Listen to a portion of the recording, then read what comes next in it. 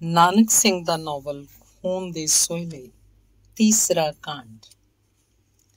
ਭਾਵਨਾ ਤੇ ਤਰਕ ਜਦੋਂ ਦੋਵੇਂ ਆਪੋ 'ਚ ਉਲਝ ਜਾਣ ਤਾਂ ਕਈ ਵਾਰੀ ਸਾਡੀ ਜੀਵਨ ਗੱਡੀ ਨੂੰ ਇੱਕ ਐਸੇ ਦੁਰਾਹੇ ਤੇ ਜਾ ਖਲਿਆਰਦੀਆਂ ਹਨ ਜਿੱਥੇ ਸਾਡੀ ਸੇਧ ਆਪਣਾ ਆਪ ਬੁਲਾਵਾ ਬਣ ਜਾਂਦੀ ਹੈ। ਉਸ ਵੇਲੇ ਅਸੀਂ ਫੈਸਲਾ ਨਹੀਂ ਕਰ ਸਕਦੇ ਕਿ ਸਾਹਮਣੇ ਦਿਸਦੇ ਦੋਹਾਂ ਰਸਤਿਆਂ ਵਿੱਚੋਂ ਕਿਹੜਾ ਸਾਡੇ ਲਈ ਸੁਖਦਾਈ ਤੇ ਕਿਹੜਾ ਦੁਖਦਾਈ ਸਾਬਤ ਹੋਏਗਾ। ਭਾਵਨਾ ਸਾਡਾ ਕਦਮ ਉਖੇੜਨਾ ਚਾਹੁੰਦੀ ਹੈ, ਪਰ ਤਰਕ ਤੇ ਦ੍ਰਿੜ ਹਲੂਣੇ ਮੁੜ ਸਾਨੂੰ ਉਧਰੇ ਤਕਾਉਂਦੇ ਹਨ ਜਿਸ ਰਾਹ ਸਾਡੇ ਕਦਮਾਂ ਨੂੰ ਤੁਰਨਾ ਚਾਹੀਦਾ ਹੈ। ਰਾਤ ਦਾ ਬਹੁਤ ਸਾਰਾ ਹਿੱਸਾ ਨਸੀਮ ਨੇ ਇਹਨਾਂ ਦੋਹਾਂ ਤਰ੍ਹਾਂ ਦੇ ਉਤਾਰਾਂ ਚੜਾਵਾਂ 'ਚ ਬਿਤਾਇਆ। ਸ਼ਾਮੀ ਜੋ ਕੁਝ ਉਹਨੂੰ ਬੂਟੇ ਸ਼ਾਹ ਕਹਿ ਗਿਆ ਸੀ, ਇਹਨੂੰ ਉਹ ਜਿੰਨਾ ਵੀ ਘੋਖਣ ਦੀ ਕੋਸ਼ਿਸ਼ ਕਰਦੀ, ਉਹਦੇ ਖਿਆਲਾਂ ਦੀ ਉਲਝਣ 'ਚ ਵਾਧਾ ਹੀ ਵਾਧਾ ਹੋਈ ਜਾਂਦਾ ਰਿਹਾ। ਯੂਸਫ ਉਹਦਾ ਬਾਲ ਸਖਾ ਇੱਕ ਮੂਰਖ ਤੇ ਅੱਖੜ ਖਾਨ ਜਿਹਾ ਮੁੰਡਾ ਸੀ, ਜਿਹਦੀਆਂ ਚੰਗੀਆਂ ਤੇ ਮਾੜੀਆਂ ਯਾਦਾਂ ਨੂੰ ਭੁਲਾ ਤਾਂ ਨਹੀਂ ਸੀ ਸਕੀ, ਪਰ ਜੀਵਨ 'ਚੋਂ ਇੱਕ ਪਾਸੇ ਹਟਾਉਣ 'ਚ ਮਸੇ ਕਾਮਯਾਬ ਹੋ ਸਕੀ ਸੀ ਕਿ ਅੱਜ ਫੇਰ ਨਵੇਂ ਸਿਰੇ ਉਹਦੇ ਸਾਰੇ ਰਗਾਂ ਰੇਸ਼ਿਆਂ 'ਚ ਸਮਾਇਆ। ਬਾਬੇ ਭਾਨੇ ਦੇ ਮਕਾਨ 'ਚ ਆਉਣ ਤੋਂ ਪਹਿਲਾਂ ਜਦ ਨਸੀਮ ਆਪਣੇ ਪਹਿਲੇ ਘਰ 'ਚ ਰਹਿੰਦੀ ਹੁੰਦੀ ਸੀ, ਉਦੋਂ ਯੂਸਫ ਉਹਦਾ ਗੁਆਂਢੀ ਸੀ। ਕੁਝ ਤਾਂ ਮਾਪਿਆਂ ਦੀ ਇਕਲੌਤੀ ਸੰਤਾਨ ਹੋਣ ਕਰਕੇ ਤੇ ਕੁਝ ਪੋਤੜਿਆਂ ਦਾ ਵਿਗੜਿਆ ਹੋਇਆ ਹੋਣ ਕਰਕੇ ਸੁਭਾਵਕ ਹੀ ਉਹ ਆਪਣੀ ਪੱਤੀ ਦੇ ਸਾਰੇ ਮੁੰਡਿਆਂ ਨਾਲੋਂ ਡਾਢਾ ਤੇ ਭੇੜੂ ਸੀ। ਗੁੱਲੀ ਡੰਡੇ ਤੋਂ ਲੈ ਕੇ ਕਬੱਡੀ ਤੱਕ ਸਾਰੀਆਂ ਖੇਡਾਂ 'ਚੋਂ ਆਪਣੇ ਹਾਣੀਆਂ ਦਾ ਮੋਢੀ ਸੀ। ਰੰਗ ਰੂਪ ਉਹਦਾ ਖਿੱਚਵਾਂ ਤੇ ਹੱਡਾਂ ਦੀ ਦਾਓ ਮਜ਼ਬੂਤ ਸੀ। ਉਹਦੀਆਂ ਬਿੱਲੀਆਂ ਅੱਖਾਂ ਚੋਂ ਹਰ ਵੇਲੇ ਸ਼ਰਾਰਤ ਟਪਕਦੀ ਰਹਿੰਦੀ ਸੀ। ਬਾਲਪੁਣੇ ਤੋਂ ਹੀ ਨਸੀਮ ਤੇ ਯੂਸਫ ਦਾ ਆਪੋ ਵਿੱਚ ਸਹੇਲ ਸੀ, ਜਿਹੜਾ ਕਦੋਂ ਸਹੇਲ ਤੋਂ ਉੱਭਰ ਕੇ ਸਨੇਹ ਦੇ ਰੂਪ 'ਚ ਵਟਿਆ ਤੇ ਕਦੋਂ ਇਸ ਸਨੇਹ ਨੇ ਪਿਆਰ ਦੀ ਸ਼ਕਲ ਧਾਰਨ ਕੀਤੀ। ਨਸੀਮ ਨੂੰ ਇਸ ਬਾਰੇ ਸ਼ਾਇਦ ਕੋਈ ਗਿਆਨ ਨਹੀਂ, ਪਰ ਉਹ ਇਸ ਗੱਲੋਂ ਬੇਖਬਰ ਨਹੀਂ ਕਿ ਯੂਸਫ ਦਾ ਸਬੰਧ ਉਸ ਨਾਲ ਉਸੇ ਬਾਂਦਰ ਦੇ ਬੱਚੇ ਵਰਗਾ ਸੀ ਜਿਹਨੂੰ ਕਿਸੇ ਦਿਲ ਪਰਚਾਵੇ ਲਈ ਖਰੀਦਿਆ, ਉਸ ਨਾਲ ਮੋਹ ਪਿਆਰ ਵਧਾਇਆ, ਪਰ ਜਿਉਂ-ਜਿਉਂ ਬਾਂਦਰ ਬੱਚਾ ਜਵਾਨ ਹੁੰਦਾ ਗਿਆ ਉਹਦੀਆਂ ਚੰਚਲ ਹਰਕਤਾਂ ਅਸਹਿ ਹੁੰਦੀਆਂ ਗਈਆਂ। ਇੱਥੋਂ ਤੱਕ ਕਿ ਬਾਂਦਰ ਨਾਲ ਅਤ ਪਿਆਰ ਹੁੰਦਿਆਂ ਹੋਇਆਂ ਵੀ ਉਹਦਾ ਮਾਲਕ ਕੁਝ ਰਕਮ ਪੱਲਿਓਂ ਦੇ ਕੇ ਉਹਨੂੰ ਛੱਡਣ ਲਈ ਮਜਬੂਰ ਹੋ ਗਿਆ। ਕੁਝ ਇਸੇ ਤਰ੍ਹਾਂ ਦਾ ਸਬੰਧ ਸੀ ਯੂਸਫ ਤੇ ਨਸੀਮ ਦਾ। ਕਹਿੰਦੇ ਹਨ ਪਿਆਰ ਉੱਥੇ ਪੈ ਹੀ ਜਾਂਦਾ ਹੈ ਜਿੱਥੇ ਸੁਭਾਵਾਂ ਦਾ ਮੇਲ ਹੋਵੇ, ਪਰ ਇਹ ਕਿੰਨੀ ਹੈਰਾਨੀ ਦੀ ਗੱਲ ਹੈ ਕਿ ਸੁਭਾਵਾਂ 'ਚ ਜ਼ਮੀਨ ਅਸਮਾਨ ਜਿੰਨੀ ਅਜੋੜਤਾ ਹੁੰਦਿਆਂ ਵੀ ਇਹਨਾਂ ਦੋਹਾਂ ਨੂੰ ਪਤਾ ਨਹੀਂ ਕਿਹੜੀ ਚੀਜ਼ ਨੇ ਪਿਆਰ ਸੂਤਰ 'ਚ ਬੰਨਿਆ ਹੋਇਆ ਸੀ। ਪਤਾ ਨਹੀਂ ਸੰਸਕਾਰਾਂ ਦੀ ਪ੍ਰਬਲਤਾ ਜਾਂ ਕੁਝ ਹੋਰ। ਨਸੀਮ ਵਿੱਚ ਜਿੰਨੀ ਕੋਮਲਤਾ ਸੀ ਉਨੀ ਕਰੂਰਤਾ ਸੀ ਯੂਸਫ ਦੇ ਸੁਭਾਅ 'ਚ। ਫਿਰ ਵੀ ਦੋਹਾਂ ਲਈ ਦੋਹਾਂ ਦਿਲਾਂ 'ਚ ਖਿੱਚ ਅਗਾਧ ਗਤੀ ਹੈ ਉਸ ਕਰਨਹਾਰ ਦੀ, ਜਿਸ ਦੀਆਂ ਕਰਤੂਤਾਂ ਦਾ ਭੇਦ ਪਾਣਾ ਮਨੁੱਖੀ ਬੁੱਧ ਲਈ ਸੌਖਾ ਨਹੀਂ। ਅੱਜ ਇਸ ਬੀਤੀ ਰਾਤ ਦੇ ਬਹੁਤ ਸਾਰੇ ਘੰਟਿਆਂ 'ਚ ਨਸੀਮ ਭਾਂਤੋ ਭਾਂਤੀ ਵਿਚਾਰਾਂ ਦੀਆਂ ਲਹਿਰਾਂ 'ਚ ਵਹਿੰਦੀ ਰਹੀ। ਬੀਤੇ ਸਾਲਾਂ ਦੇ ਉਹ ਸਾਰੇ ਘੜੀਆਂ ਪਲ ਇਹਨਾਂ ਕੁਝ ਘੰਟਿਆਂ 'ਚ ਇੱਕ ਕਰਕੇ ਉਹਦੇ ਸਾਹਮਣੇ ਲੰਘਦੇ ਗਏ, ਜਿਨ੍ਹਾਂ ਦਾ ਸਬੰਧ ਕਿਸੇ ਨਾ ਕਿਸੇ ਸ਼ਕਲ ਵਿੱਚ ਯੂਸਫ ਨਾਲ ਸੀ ਤੇ ਲੰਮਾ ਸਿਲਸਿਲਾ ਤਦ ਤੀਕ ਬੰਦ ਨਹੀਂ ਸੀ ਹੋਇਆ ਜਦ ਤੀਕ ਕਿ ਬਾਹਰੋਂ ਕਰਮੇ ਚੌਕੀਦਾਰ ਦੀ ਤੀਜੀ ਫੇਰੀ ਦੀ ਆਵਾਜ਼ ਖਬਰਦਾਰ ਹੋ ਉਹਨੂੰ ਸੁਣਾਈ ਨਾ ਦਿੱਤੀ। ਚੌਕੀਦਾਰ ਦਾ ਇਹ ਫੇਰਾ ਤੀਜੇ ਪਹਿਰ ਦਾ ਬੋਧਕ ਸੀ। ਉਸ ਵੇਲੇ ਨਸੀਮ ਦੀਆਂ ਅੱਖਾਂ 'ਚ ਘੱਟੇ ਦੇ ਕਿਣਕੇ ਬਣ ਕੇ ਨੀਂਦ ਰੜਕ ਰਹੀ ਸੀ। ਨੀਂਦਰ 'ਚ ਮਿਠਾਸ ਸੀ ਤੇ ਰੜਕ 'ਚ ਕੁੜੱਤਣ।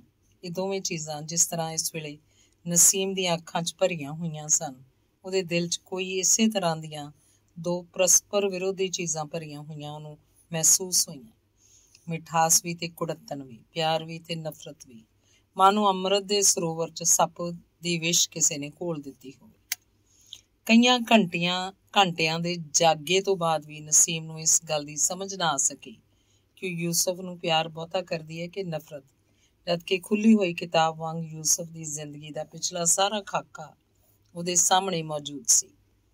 ਨਸੀਮ ਇਸ ਗੱਲੋਂ ਅਣਜਾਣ ਨਹੀਂ ਸੀ ਕਿ ਯੂਸਫ ਨੇ ਅੱਜ ਤੀਕ ਉਸ ਲਈ ਉਹ ਕੁਝ ਕੀਤਾ ਜਿਹੜਾ ਸ਼ਾਇਦ ਉਹ ਹੋਰ ਕਿਸੇ ਲਈ ਵੀ ਨਾ ਕਰ ਸਕਿਆ ਹੋਵੇਗਾ।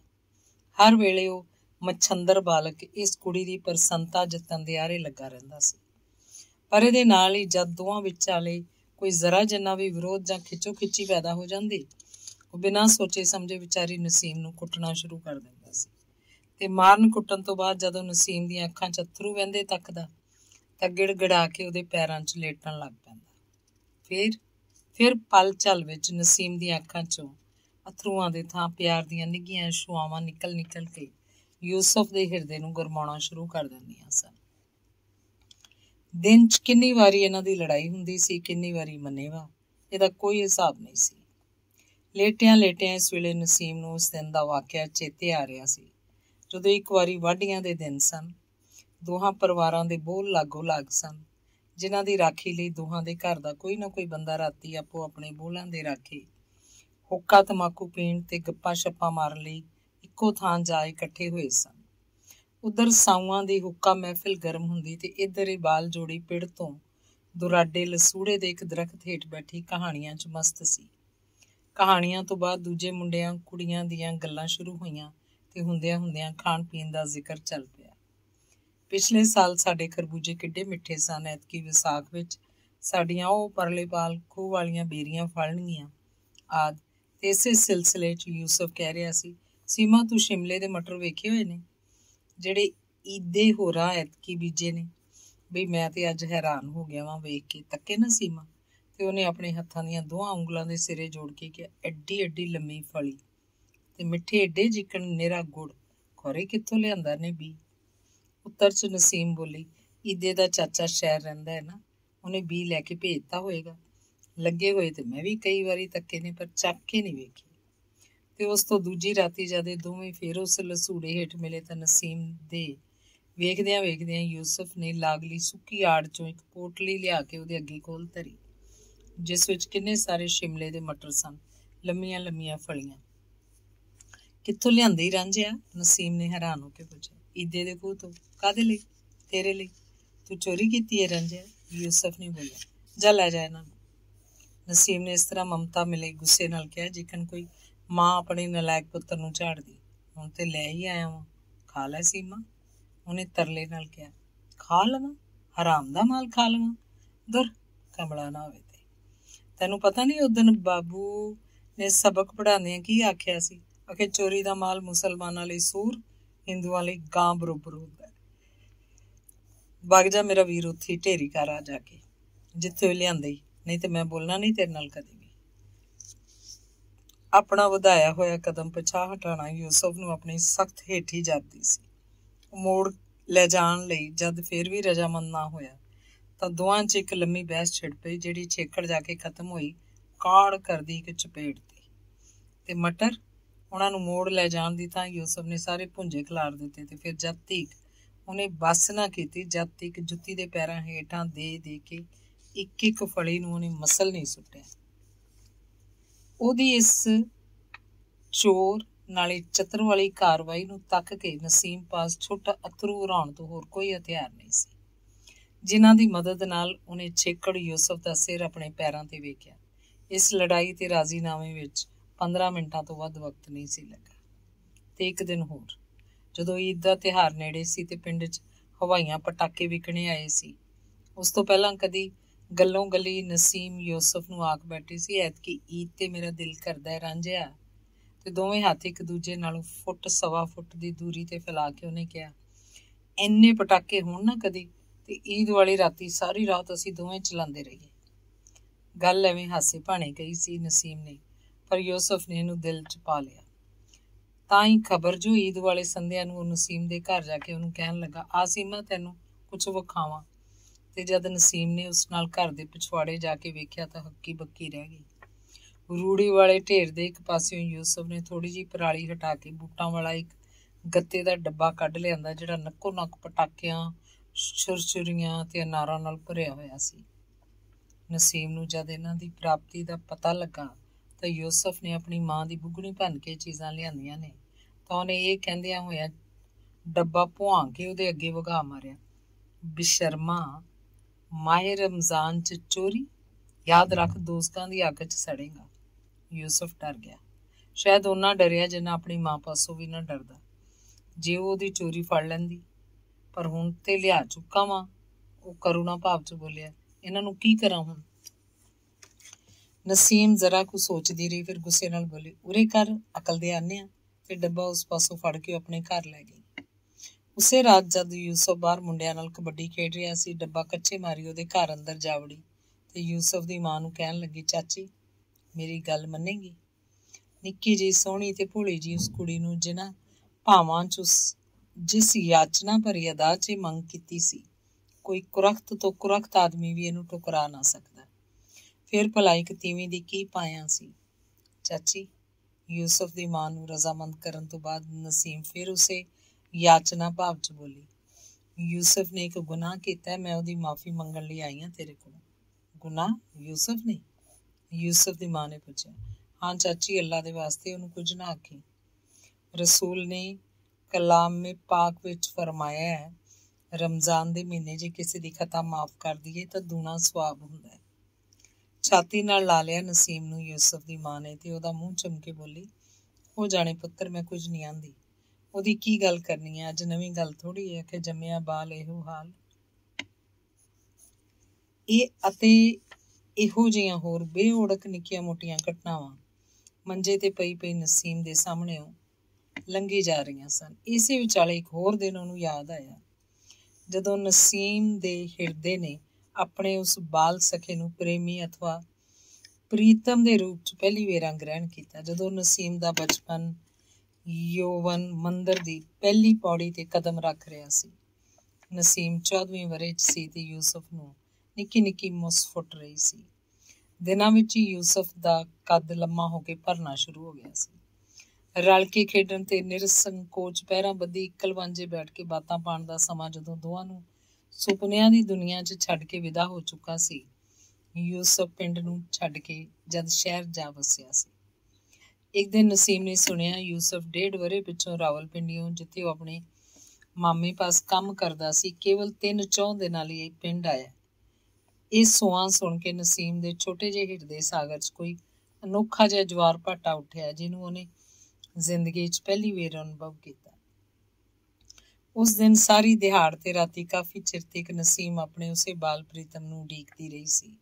ਉਹਦਾ ਖਿਆਲ ਸੀ 1.5 ਵਰ੍ਹੇ ਦੇ ਵਿਛੋੜੇ ਤੋਂ ਬਾਅਦ ਯੂਸਫ ਜ਼ਰੂਰ ਉਹਨੂੰ ਮਿਲਣ ਆਏਗਾ, ਪਰ ਯੂਸਫ ਕੋਈ ਨਹੀਂ ਆਇਆ। ਕੁੜੀ ਦਾ ਦਿਲ ਡਿਗੂ ਡਿਗੂ ਕਰਨ ਲੱਗਾ। ਦੂਜੇ ਦਿਨ ਮੂੰਹ ਨੇਰੇ ਉਹਨੂੰ ਗੁਆਂਢੀਆਂ ਦੀ ਨਿੱਕੀ ਕੁੜੀ ਨੇ ਆ ਕੇ ਯੂਸਫ ਆਖਦਾ ਸੀ, ਰਾਤੀ ਪਿੱਪਲ ਵਾਲੇ ਪਿੰਡ 'ਚ ਮਿਲੀ, ਜਦੋਂ ਕੁੜੀਆਂ ਖੇਡ ਕੇ ਚਲੀਆਂ ਜਾਣਗੀਆਂ। ਤੇ ਇਸ ਤੋਂ ਬਾਅਦ ਕੀ ਹੋਇਆ ਇਹਦੇ ਦੁਹਰਾਉਣ ਦੀ ਲੋੜ ਨਹੀਂ ਜਾਪਦੀ, ਕੇਵਲ ਇੰਨਾ ਹੀ ਆ ਵੇਖ ਲੈਣਾ ਕਾਫੀ ਹੋਏਗਾ ਕਿ ਉਹ ਬਨਾਰਸੀ ਲੰਗੜੇ ਅੰਬ ਦੀ ਪਤਲੀ ਛੋਟੀ ਗਿਟਕ ਅੱਜ 4 ਸਾਲਾਂ ਬਾਅਦ ਅੰਬ ਦੇ ਇੱਕ ਜਵਾਨ ਬੂਟੇ ਦਾ ਰੂਪ ਧਾਰ ਕੇ ਨਸੀਮ ਦੇ ਵਿਹੜੇ 'ਚ ਝੂਮ ਰਹੀ ਹੈ, ਸ਼ਾਇਦ ਆਉਂਦੀ ਬਰਸਾਤੇ ਫਲਣ ਦੀ ਉਡੀਕ 'ਚ। ਨਸੀਮ ਨੂੰ ਭੁੱਲਿਆ ਨਹੀਂ ਕਿ ਕਿਸ ਤਰ੍ਹਾਂ ਨਿਖੜਨ ਲੱਗੇ ਯੂਸਫ ਦੀਆਂ ਅੱਖਾਂ 'ਚ ਉਸ ਮਿਲਣ ਰਾਤ ਨੂੰ ਮਰਖਾਂ ਵਾਲੀ ਇੰਨੀ ਬੇਸਬਰੀ ਪ੍ਰਗਟ ਹੋਈ ਸੀ, ਜਿਹਨੇ ਚੇਕੜ ਹਿੰਸਾ ਦਾ ਰੂਪ ਧਾਰ ਕੇ ਆਪਣੀ ਨਿਸ਼ਾਨੀ ਦੇ ਤੌਰ ਤੇ ਨਸੀਮ ਦੀ ਗੱਲ ਤੇ 4 ਉਂਗਲਾਂ ਖੋਭ ਦਿੱਤੀਆਂ ਸਨ। ਪਰ ਨਫ਼ਰਤ ਦੀ ਇਹ ਮੋਹਰ ਛਾਪ ਜਿਹੜੀ ਜਾਂਦਾ ਹੋਇਆ ਯੂਸਫ ਉਹਦੀ ਗੱਲ ਤੇ ਲਾ ਗਿਆ ਸੀ, ਰਾਤ ਦੇ ਕੇਵਲ 2 ਪਹਿਰਾਂ ਵਿੱਚ ਹੀ ਘੁਲ ਕੇ ਨਸੀਮ ਦੀਆਂ ਅੱਖਾਂ ਥਾਣੀ ਬਹਿ ਗਈ ਤੇ ਭਾਰੇ ਹੱਥ ਦੀ ਚਪੇੜ ਦੀ ਪੀੜ ਨੂੰ ਇੱਕ ਹੌਲੀ ਪਤਲੀ ਗਿਟਕ ਦੇ ਖਿਆਲਾਂ ਨੇ ਆਪਣੇ ਬੋਝ ਹੇਠ ਦਬਾ ਲਿਆ। ਇੱਧਰ ਯੂਸਫ ਦੇ ਪਿਆਰ ਨੇ ਨਸੀਮ ਦੇ ਹਿਰਦੇ 'ਚ ਪਲਣਾ ਸ਼ੁਰੂ ਕੀਤਾ, ਉਧਰ ਗਿਟਕ ਨੇ ਧਰਤੀ ਦੀ ਹਿੱਕ 'ਚ ਜੜ੍ਹਾਂ ਫੜਨੀਆਂ। ਜਿਉਂ-ਜਿਉਂ ਜ਼ਮੀਨ 'ਚ ਦੱਬੀ ਹੋਈ ਗਿਟਕ ਦਾ ਆਕਾਰ ਵੱਧਦਾ ਗਿਆ, ਤਿਉਂ-ਤਿਉਂ ਨਸੀਮ ਦੇ ਸੀਨੇ 'ਚ ਦੱਬੇ ਹੋਏ ਪ੍ਰੇਮ ਦਾ ਬੂਟਾ ਪੁੰਗਰਦਾ ਗਿਆ। ਪਿਆਰ ਦੇ ਇਸ ਵੱਧਦੇ ਪੁੰਗਰ ਦੇ ਬੂਟੇ ਨੂੰ ਇਸ ਤੋਂ ਕੁਝ ਚਿਰ ਬਾਅਦ ਫਿਰ ਇੱਕ ਜ਼ਲਜ਼ਲੇ ਨੇ ਜੜ੍ਹਾਂ ਤੋਂ ਹਿਲਾ ਦਿੱਤਾ। ਜਦ ਨਸੀਮ ਨੇ ਸੁਣਿਆ ਯੂਸਫ ਪੁਲਿਸ 'ਚ ਭਰਤੀ ਹੋ ਗਿਆ, ਇਸ ਸਰੋਤ ਨੇ ਜਿਵੇਂ ਨਸੀਮ ਦੇ ਪਿਆਰ ਚਸ਼ਮੇ 'ਚ ਜ਼ਹਿਰ ਦੀ ਗੰਦਲ ਘੋਲ ਦਿੱਤੀ। ਪੁਲਿਸ ਜਾਂ ਪੁਲਸੀਏ ਦੇ ਨਾਂ ਤੋਂ ਹੀ ਨਸੀਮ ਨੂੰ ਚਿੜ ਸੀ, ਅੱਜ ਤੋਂ ਨਹੀਂ ਜਦ ਤੋਂ ਉਹਨੇ ਹੋਸ਼ ਸੰਭਾਲੀ। ਨਿੱਕਾ ਹੋਵੇ ਭਾਵੇਂ ਕੋਈ ਵੱਡਾ, ਦਾਨਾ ਹੋਵੇ ਭਾਵੇਂ ਜਾਹਿਲ, ਪਰ 2 ਚੀਜ਼ਾਂ ਦਾ ਅਹਿਸਾਸ ਹਰ ਕਿਸੇ 'ਚ ਹੁੰਦਾ ਹੈ, ਕਿਸੇ ਵਿੱਚ ਬਹੁਤਾ, ਕਿਸੇ ਵਿੱਚ ਥੋੜਾ, ਪਿਆਰ ਤੇ ਨਫ਼ਰਤ ਦਾ। ਪਰ ਇਹ ਕਿੱਡੀ ਹੈਰਾਨੀ ਦੀ ਗੱਲ ਹੈ ਕਿ ਯੂਸਫ ਦੀਆਂ 90% ਆਦਤਾਂ ਨੂੰ ਨਫ਼ਰਤ ਕਰਦੀ ਹੋਈ ਵੀ ਨਸੀਮ ਉਹਦੇ ਪਿਆਰ ਤੋਂ ਖਹਿੜਾ ਨਾ ਛੁਡਾ ਸਕੀ। ਯੂਸਫ ਦੀ ਪੁਲਿਸ 'ਚ ਭਰਤੀ ਹੋਣ ਵਾਲੀ ਕਰਨੀ ਨੇ ਭਾਵੇਂ ਅਚਿੰਤੇ ਹੀ ਨਫ਼ਰਤ ਦਾ ਪਾਸਾ ਭਾਰਾ ਕਰ ਦਿੱਤਾ, ਪਰ ਫਿਰ ਵੀ ਉਹ ਯੂਸਫ ਦੀ ਯਾਦ ਨੂੰ ਦਿਲ ਦੀ ਪੱਟੀ ਤੋਂ ਮੇਟ ਨਾ ਸਕੀ। ਹਰ ਭੈੜੀ ਚੀਜ਼ ਨੂੰ ਇਸ ਕੁੜੀ ਦਾ ਦਿਲ ਨਫ਼ਰਤ ਕਰਦਾ ਹੈ, ਪਰ ਜਿਹੜੀ ਚੀਜ਼ ਉਸ ਲਈ ਸਭ ਤੋਂ ਵੱਧ ਖੌਫਨਾਕ ਤੇ ਨਫ਼ਰਤ ਭਰਪੂਰ ਹੈ, ਇਹ ਹੈ ਪੁਲਿਸ ਦਾ ਸਿਪਾਹੀ। ਪੁਲਿਸ ਦਾ ਮਹਿਕਮਾ ਜਿਹੜਾ ਹੋਰ ਮੁਲਕਾਂ ਵਿੱਚ ਸਭ ਮਹਿਕਮਿਆਂ ਤੋਂ ਜ਼ਿਆਦਾ ਹਰ ਦਿਲ ਅਜੀਜ਼ ਸਮਝਿਆ ਜਾਂਦਾ ਹੈ, ਸਾਡੇ ਦੇਸ਼ 'ਚ ਦਾ ਹਰ ਕਰਮਚਾਰੀ ਦਿਲੀ ਨਫ਼ਰਤ ਨਾਲ ਵੇਖਿਆ ਜਾਂਦਾ ਹੈ। ਕਿੰਨਾ ਉਲਟ ਫੇਰ ਹੈ ਜਿਹੜਾ ਮਹਿਕਮਾ ਸਾਡੇ ਅਮਨ ਦੀ ਰਾਖੀ, ਸਾਡੀ ਜਾਨ ਮਾਲ ਦੀ ਹਿਫਾਜ਼ਤ ਲਈ ਬਣਾਇਆ ਗਿਆ ਹੋਏ, ਉਸ ਨਾਲ ਸਾਡਾ ਇਹ ਸਲੂਕ ਕਿ ਕਿਸੇ ਲਾਲ ਪਗੜੀ ਵਾਲੇ ਨੂੰ ਵੇਖਦਿਆਂ ਹੀ ਸਾਡੇ ਦਿਲ ਤੇ ਜਾਂ ਤਾਂ ਡਰ ਸਵਾਰ ਹੋ ਜਾਂਦਾ ਹੈ ਜਾਂ ਨਫ਼ਰਤ ਨਾਲ ਅਸੀਂ ਮੂੰਹ ਮੋੜ ਲੈਂਦੇ ਹਾਂ। ਪਰ ਇਸ 'ਚ ਕਸੂਰ ਕਿਹਦਾ, ਸਾਡਾ ਕਿ ਮਹਿਕਮੇ ਦਾ? ਇਸ ਸਵਾਲ ਦਾ ਜਵਾਬ ਸਾਡੇ 'ਚ ਹਰ ਕੋਈ ਦੇ ਸਕਦਾ ਹੈ ਕਿ ਨਾ ਸਾਡਾ ਤੇ ਨਾ ਮਹਿਕਮੇ ਦਾ ਇਸ 'ਚ ਕਸੂਰ ਹੈ। ਜੇ ਕਸੂਰ ਹੈ ਤਾਂ ਸਭ ਤੋਂ ਵੱਧ ਅੰਗਰੇਜ਼ੀ ਹਕੂਮਤ ਦਾ ਹੈ, ਜਿਹੜੀ ਪਹਿਲਾਂ ਤਾਂ ਇਹੋ ਨਹੀਂ ਸੋਚਦੀ ਕਿ ਪਬਲਿਕ ਦੇ ਅਮਨ ਦੀ ਰਾਖੀ ਕਿਹੋ ਜਿਹੇ ਆਦਮੀ ਕਰ ਸਕਦੇ ਹਨ, ਦੇਵਤੇ ਕਿ ਦੈਂਤ। ਇਸ ਮਹਿਕਮੇ ਦੇ ਵੱਡੇ ਅਹੁਦੇ ਵਾਲਿਆਂ ਵਿੱਚ ਤਾਂ ਮੁਮਕਿਨ ਹੈ ਕੁਝ ਚੰਗੇ ਚਾਲ ਚੱਲਣ ਦੇ ਆਦਮੀ ਵੀ ਭੁੱਲੇ ਚੁੱਕੇ ਆ ਜਾਂਦੇ ਹੋਣ, ਪਰ ਕਾਂਸਟੇਬਲਾਂ ਦੀ ਸ਼੍ਰੇਣੀ 'ਚ ਤਾਂ ਕਿਤੇ ਨਾਂ ਨੂੰ ਵੀ ਐਸਾ ਕੋਈ ਆਦਮੀ ਨਹੀਂ ਦਿਸੇਗਾ। ਤਾਲੀਮ ਦੇ ਤਹਿਜ਼ੀਬ ਉਹਨਾਂ ਦੇ ਮਿਆਰ ਦੀ ਪਰਖ ਕਸੌਟੀ ਨਹੀਂ ਹੁੰਦੀ, ਬਲਕਿ ਉਹਨਾਂ ਨੂੰ ਪਰਖਿਆ ਜਾਂਦਾ ਹੈ ਕੇਵਲ ਕੱਦ ਬੁੱਤ, ਬਹਿਰੂਨੀ, ਚੁਸਤੀ, ਚਲਾਕੀ ਤੋਂ। ਜੇ ਹਕੂਮਤ ਪਾਸ ਕੋਈ ਸ਼ਿਕਵਾ ਕਰੇ ਕਿ ਤੁਸੀਂ ਚੰਗੇ ਪੜ੍ਹੇ ਲਿਖੇ ਤੇ ਬਾਇਖਲਾਕ ਆਦਮੀ ਨੂੰ ਕਿਉਂ ਨਹੀਂ ਭਰਤੀ ਕਰਦੇ, ਤਾਂ ਜਵਾਬ ਸਾਫ਼ ਹੈ ਕਿ ਹਕੂਮਤ ਵੱਲੋਂ ਤਾਂ ਕਿਸੇ ਲਈ ਵੀ ਦਰਵਾਜ਼ਾ ਬੰਦ ਨਹੀਂ। ਪਰ ਜੋ ਕੋਈ ਵੀ ਬਾਇਖਲਾਕ ਤੇ ਪੜ੍ਹਿਆ ਲਿਖਿਆ ਆਦਮੀ ਇਸ ਮਹਿਕਮੇ ਵਿੱਚ ਭਰਤੀ ਹੀ ਨਾ ਹੋਣਾ ਚਾਹੇ ਤਾਂ ਇਸ 'ਚ ਹਕੂਮਤ ਦਾ ਕੀ ਦੋਸ਼? ਪਰ ਕੀ ਹਕੂਮਤ ਇਹਨੇ ਜਵਾਬ ਨਾਲ ਹੀ ਨਿਰਦੋਸ਼ ਆਖੀ ਜਾ ਸਕਦੀ ਹੈ, ਜਦਕਿ ਉਹ ਵਰਕਸ਼ਾਪ ਦੇ ਇੱਕ ਮਾਮੂਲੀ ਮਿਸਤਰੀ ਲਈ ਤਾਂ 150 ਰੁਪਏ ਮਹੀਨਾ ਤਨਖਾਹ ਬਰਦਾਸ਼ਤ ਕਰ ਲੈਂਦੀ ਹੈ। ਇੱਕ ਸਧਾਰਨ ਕੁੜੀ ਨੂੰ ਉਹ 2-2.5 ਰੁਪਏ ਰੋਜ਼ ਦੇ ਕੇ ਰੱਖ ਸਕਦੀ ਹੈ। ਪਰ ਅਮਨ ਦੇ ਮੁਹਾਫਿਜ਼ ਪੁਲਸੀਏ ਲਈ ਉਸ ਪਾਸ 30-40 ਰੁਪਇਆਂ ਤੋਂ ਵੱਧ ਕੁਝ ਨਹੀਂ। ਇਹੋ ਤਾਂ ਹੈ ਅੱਕ ਬੀਜ ਕੇ ਅੰਬ ਪ੍ਰਾਪਤ ਕਰਨ ਵਾਲੀ ਅੰਗਰੇਜ਼ ਹਕੂਮਤ ਦੀ ਜ਼ਹਿਨੀਅਤ। ਖੈਰ ਛੱਡੋ, ਇਹਨਾਂ ਘਰਾਟਾਂ ਉੱਤੇ ਕੁਝ ਇਹੋ ਜਿਹਾ ਹੀ ਪੀਸਦਾ ਵਿਚਾਰੀ ਬਾਲੜੀ ਨਸੀਮ, ਕੀ ਜਾਣੇ ਇਹਨਾਂ ਕੁੱਤਰਾਂ ਨੂੰ। ਉਹਨੂੰ ਤਾਂ ਕੇਵਲ ਇੰਨਾ ਹੀ ਪਤਾ ਕਿ ਪੁਲਸੀਏ ਭੈੜੇ ਹੁੰਦੇ ਨੇ, ਅੱਤ ਦਰਜੇ ਦੇ ਜ਼ਾਲਮ, ਜਿਨ੍ਹਾਂ ਤੋਂ ਹਰ ਕੋਈ ਡਰਦਾ, ਹਰ ਕੋਈ ਜਿਨ੍ਹਾਂ ਨੂੰ ਨਫ਼ਰਤ ਕਰਦਾ। ਨਿਰਾ ਸੁਣ ਸੁਣਾਏ ਦੇ ਆਧਾਰ ਤੇ ਨਸੀਮ ਦੇ ਦਿਲ 'ਚ ਪੁਲਸੀਆਂ ਬਾਰੇ ਡਰ ਤੇ ਨਫ਼ਰਤ ਹੋਵੇ, ਇਹੋ ਨਹੀਂ, ਉਹਨੇ ਆਪਣੀਆਂ ਅੱਖਾਂ ਨਾਲ ਵੀ ਲੋਕਾਂ ਨੂੰ ਪੁਲਸੀਆਂ ਦੇ ਹੱਥੋਂ ਕੁਟੀਂਦਾ ਤੇ ਤਿਰਸਕਾਰੀਂਦਾ ਵੇਖਿਆ ਸੀ। ਖਾਸ ਕਰਕੇ ਇੱਕ ਵਾਰੀ ਪਿੰਡ ਦੇ ਇੱਕ ਮੁਸੱਲੀ ਨੂੰ ਪੁਲਿਸ ਦੀ ਮਾਰ ਪੈਂਦੀ ਉਸ ਤੱਕੀ ਸੀ, ਜਿਸ ਨਾਲ ਉਹ ਵਿਚਾਰਾ ਕਿੰਨਾ ਚਿਰ ਬੇਹੋਸ਼ ਰਿਹਾ ਸੀ। ਇੱਕ ਵਾਰੀ ਹੋਰ ਉਹਨੇ ਕੁਝ ਭਲੇ ਆਦਮੀਆਂ ਨੂੰ ਜੁੱਤੀਆਂ ਪੈਂਦੀਆਂ ਵੇਖੀਆਂ ਸਨ, ਜਦ ਪਿੰਡ ਚੋਰੀ ਹੋਣ ਕਰਕੇ ਪੁਲਿਸ ਦੀ ਇੱਕ ਪਾਰਟੀ ਤਫਤੀਸ਼ ਲਈ ਆਈ ਸੀ। ਯੂਸਫ ਪੁਲਿਸ 'ਚ ਭਰਤੀ ਹੋ ਗਿਆ ਸੀ। ਇਸ ਖਬਰ ਨੂੰ ਸੁਣ ਕੇ ਨਸੀਮ ਇਸ ਤਰ੍ਹਾਂ ਭੈਭੀਤ ਹੋਈ ਕਿ ਜੇ ਕਦੀ ਉਹ ਯੂਸਫ ਨੂੰ ਗੋਲੀ ਵੱਜ ਜਾਣ ਦੀ ਖਬਰ ਸੁਣ ਲੈਂਦੀ ਤਾਂ ਵੀ ਉਹਦਾ ਦਿਲ ਇਸ ਤੋਂ ਵੱਧ ਭੈਭੀਤ ਨਾ ਹੁੰਦਾ। ਕਿਸੇ ਤਰ੍ਹਾਂ ਘੁੱਟ ਵੱਟ ਕੇ ਨਸੀਮ ਨੇ ਸਦਮਾ ਵੀ ਆਖਰ ਸਹਾਰਿਆ। ਪਿਆਰ ਦੇ ਚਸ਼ਮੇ 'ਚੋਂ ਮਸੇ ਮਸੇ ਜ਼ਹਿਰ ਦਾ ਅਸਰ ਮੁੱਕਿਆ ਸੀ ਕਿ ਇੱਕ ਵਾਰੀ ਫੇਰ ਉਹੀ ਜ਼ਹਿਰ ਆ ਘੁਲਿਆ। ਥੋੜੇ ਦਿਨ ਬੀਤਣ ਤੋਂ ਬਾਅਦ ਨਸੀਮ ਨੇ ਯੂਸਫ ਬਾਬਤ ਇੱਕ ਹੋਰ ਅਫਵਾਹ ਸੁਣੀ ਕਿ ਉਹਨੇ ਸ਼ਹਿਰ 'ਚ ਕਿਸੇ ਅਵਾਰਾਗਰਦ ਜਿਹੀ ਤੀਵੀਂ ਨਾਲ ਨਿਕਾਹ ਕਰ ਲਿਆ। ਬਾਲੜੀ ਦੀ ਸੁਪਨਿਆਂ ਦੀ ਦੁਨੀਆ ਨੂੰ ਦੂਜੀ ਖਬਰ ਨੇ ਤਹਿਸ ਨਹਿਸ ਕਰ ਦਿੱਤਾ। ਉਹਦੀਆਂ ਉਮੰਗਾਂ, ਜਿਨ੍ਹਾਂ ਦਾ ਫੈਲਾਅ ਵਿਹੜੇ 'ਚ ਲੱਗੇ ਹੋਏ ਉਸ ਅੰਬ ਦੇ ਬੂਟੇ ਨਾਲੋਂ ਵੀ ਸੰਘਣਾ ਸੀ, ਸੁੱਕੜਦਾ ਕੇਵਲ ਇੱਕ ਨੁਕਤਾ ਜਿਹਾ ਬਣ ਕੇ ਰਹਿ ਗਿਆ। ਤੇ ਉਹ ਸੋਚਦੀ ਕਿ ਯੂਸਫ ਪਾਸੋਂ ਇਹ ਉਮੀਦ ਹੋ ਸਕਦੀ ਹੈ, ਪਰ ਭੋਲੀ ਕੁੜੀ ਨਹੀਂ ਸੀ ਜਾਣਦੀ ਕਿ ਦੁਨੀਆ 'ਚ ਸਭ ਕੁਝ ਸਾਡੀਆਂ ਉਮੀਦਾਂ ਦੇ ਅਨੁਕੂਲ ਨਹੀਂ ਹੋਇਆ ਕਰਦਾ। ਬਹੁਤ ਕੁਝ ਐਸਾ ਵੀ ਹੋ ਜਾਇਆ ਕਰਦਾ ਜਿਹਨੂੰ ਸਾਨੂੰ ਉਮੀਦ ਛੱਡ ਕੇ ਸੰਭਾਵਨਾ ਵੀ ਨਹੀਂ ਹੁੰਦੀ। ਸਾਡੀ ਮਾਨਵ ਤਸਵੀਰ ਦਾ ਕੋਝਾ ਹਿੱਸਾ, ਜਿਹਨੂੰ ਅਸੀਂ ਵਿੱਤੋਂ ਵੱਧ ਚੌਕਸੀ ਨਾਲ ਢਕੀ ਰੱਖਦੇ ਹਾਂ, ਜਦ ਕਿਸੇ ਵਿਰੋਧੀ ਹਵਾ ਦੇ ਕਾਰਨ ਪਰਦਾ ਸਰਕ ਜਾਣ ਕਰਕੇ ਉਹਦੀ ਕੰਨੀ ਨੰਗੀ ਹੋ ਜਾਏ ਤਾਂ ਉਸ ਹੇਠੋਂ ਕਈ ਉਹ ਦਾਗ ਵੀ ਲੋਕਾਂ ਦੀ ਦ੍ਰਿਸ਼ਟੀ ਗੋਚਰ ਹੋ ਜਾਇਆ ਕਰਦੇ ਹਨ, ਜਿਨ੍ਹਾਂ ਨੂੰ ਪਹਿਲਾਂ ਕਦੀ ਕਿਸੇ ਅੱਖ ਨੇ ਝਾਕਿਆ ਵੀ ਨਹੀਂ ਹੁੰਦਾ। ਯੂਸਫ ਦੀ ਇਸ ਕਰਤੂਤ ਦੇ ਨਸ਼ਰ ਹੁੰਦਿਆਂ ਹੀ ਉਸ ਬਾਰੇ ਨਸੀਮ ਨੂੰ ਹੋਰ ਕਈ ਐਸੀਆਂ ਗੱਲਾਂ ਸੁਣਨ ਦਾ ਮੌਕਾ ਮਿਲ ਗਿਆ ਜਿਹੜੀਆਂ ਉਹਦੀ ਸਮਝ ਤੋਂ ਵੀ ਪਰੇ ਸਨ। ਚੋਰੀ, ਜੂਏ ਤੋਂ ਲੈ ਕੇ ਬਦਕਾਰੀ ਤੱਕ ਦੇ ਬੇਓੜਕ ਕਿੱਸੇ ਉਹਨੇ ਯੂਸਫ ਬਾਬਤ ਕੁੜੀਆਂ ਸੁਆਣੀਆਂ ਤੋਂ ਸੁਣੇ, ਤੇ ਸੁਣ ਕੇ ਉਹਦਾ ਦਿਲ ਇੰਨਾ ਯੂਸਫ ਲਈ ਨਹੀਂ ਰੋਇਆ ਜਿੰਨਾ ਆਪਣੀ ਮੂਰਖਤਾ ਉੱਤੇ, ਆਪਣੀ ਗਲਤ ਚੋਣ ਉੱਤੇ। ਉਹ ਕਿੰਨਾ ਪਛਤਾਈ, ਕਲਪੀ, ਪਰ ਕੀ ਯੂਸਫ ਨੂੰ ਫੇਰ ਵੀ ਉਹ ਆਪਣੇ ਅੰਦਰੋਂ ਕੱਢ ਸਕੀ। ਨਫ਼ਰਤ ਭਰੇ ਹੌਕਿਆਂ ਦੀਆਂ ਫੂਕਾਂ ਨਾਲੋਂ ਜਿਉਂ-ਜਿਉਂ ਯਾਦ ਦੀ ਚੰਗਿਆੜੀ ਨੂੰ ਉਡਾਉਣ ਦੀ ਕੋਸ਼ਿਸ਼ ਕਰਦੀ ਗਈ, ਚੰਗਿਆੜੀ ਸਗੋਂ ਮੱਘਦੀ ਚਲੀ ਗਈ। ਬੁਝਾਉਣ ਦਾ ਕੋਈ ਵੀ ਇਲਾਜ ਕਾਰਗਰ ਨਾ ਹੋਇਆ। ਚਿੱਕੜ ਇੱਕ ਗੱਲ ਉਹਦੀ ਸਮਝ ਆਈ ਕਿ ਵਿਹੜੇ 'ਚ ਲੱਗਾ ਹੋਇਆ ਉਹ ਅੰਬ ਦਾ ਬੂਟਾ ਹੀ ਸਾਰੀਆਂ ਕਲਾ ਦਾ ਮੂਲ ਹੈ। ਜਦ ਤੱਕ ਕਿ ਮੂਲ ਤੋਂ ਨਹੀਂ ਉਖੜ ਜਾਂਦਾ ਤਦ ਤੱਕ ਉਹ ਦੁਰਾਚਾਰੀ ਯੂਸਫ ਦੀ ਯਾਦ ਉਹਦਾ ਖਹਿੜਾ ਨਹੀਂ ਛੱਡੇਗੀ। ਇਹਨਾਂ ਹੀ ਸੋਚਾਂ 'ਚ ਨਸੀਮ ਨੇ ਉਸ ਦਿਨ ਦੁਪਹਿਰਾਂ ਤੋਂ ਸ਼ਾਮ ਕਰ ਦਿੱਤੀ ਤੇ ਸੂਰਜ ਜਦ ਆਪਣੀਆਂ ਕਿਰਨਾਂ ਦਾ ਤਾਣਾ ਪਿੱਟਾ ਸਮੇਟ ਕੇ ਲਹਿੰਦੇ ਦੀ ਨੁੱਕਰ ਟੁੱਬੀ ਮਾਰਨ ਨੂੰ ਤਿਆਰ ਸੀ, ਉਸ ਵੇਲੇ ਨਸੀਮ ਅਚਾਨਕ ਵਿਹੜੇ 'ਚ ਉੱਠ ਕੇ ਪਿਛਲੇ ਅੰਦਰ ਵੱਲ ਭੱਜੀ ਤੇ ਮੁੜ ਜਦ 2 ਮਿੰਟਾਂ ਬਾਅਦ ਬਾਹਰ ਨਿਕਲੀ ਤਾਂ ਉਹਦੇ ਹੱਥ 'ਚ ਲੱਕੜਾਂ ਪਾੜਨ ਵਾਲੀ ਛੋਟੀ ਕੁਹਾੜੀ ਸੀ।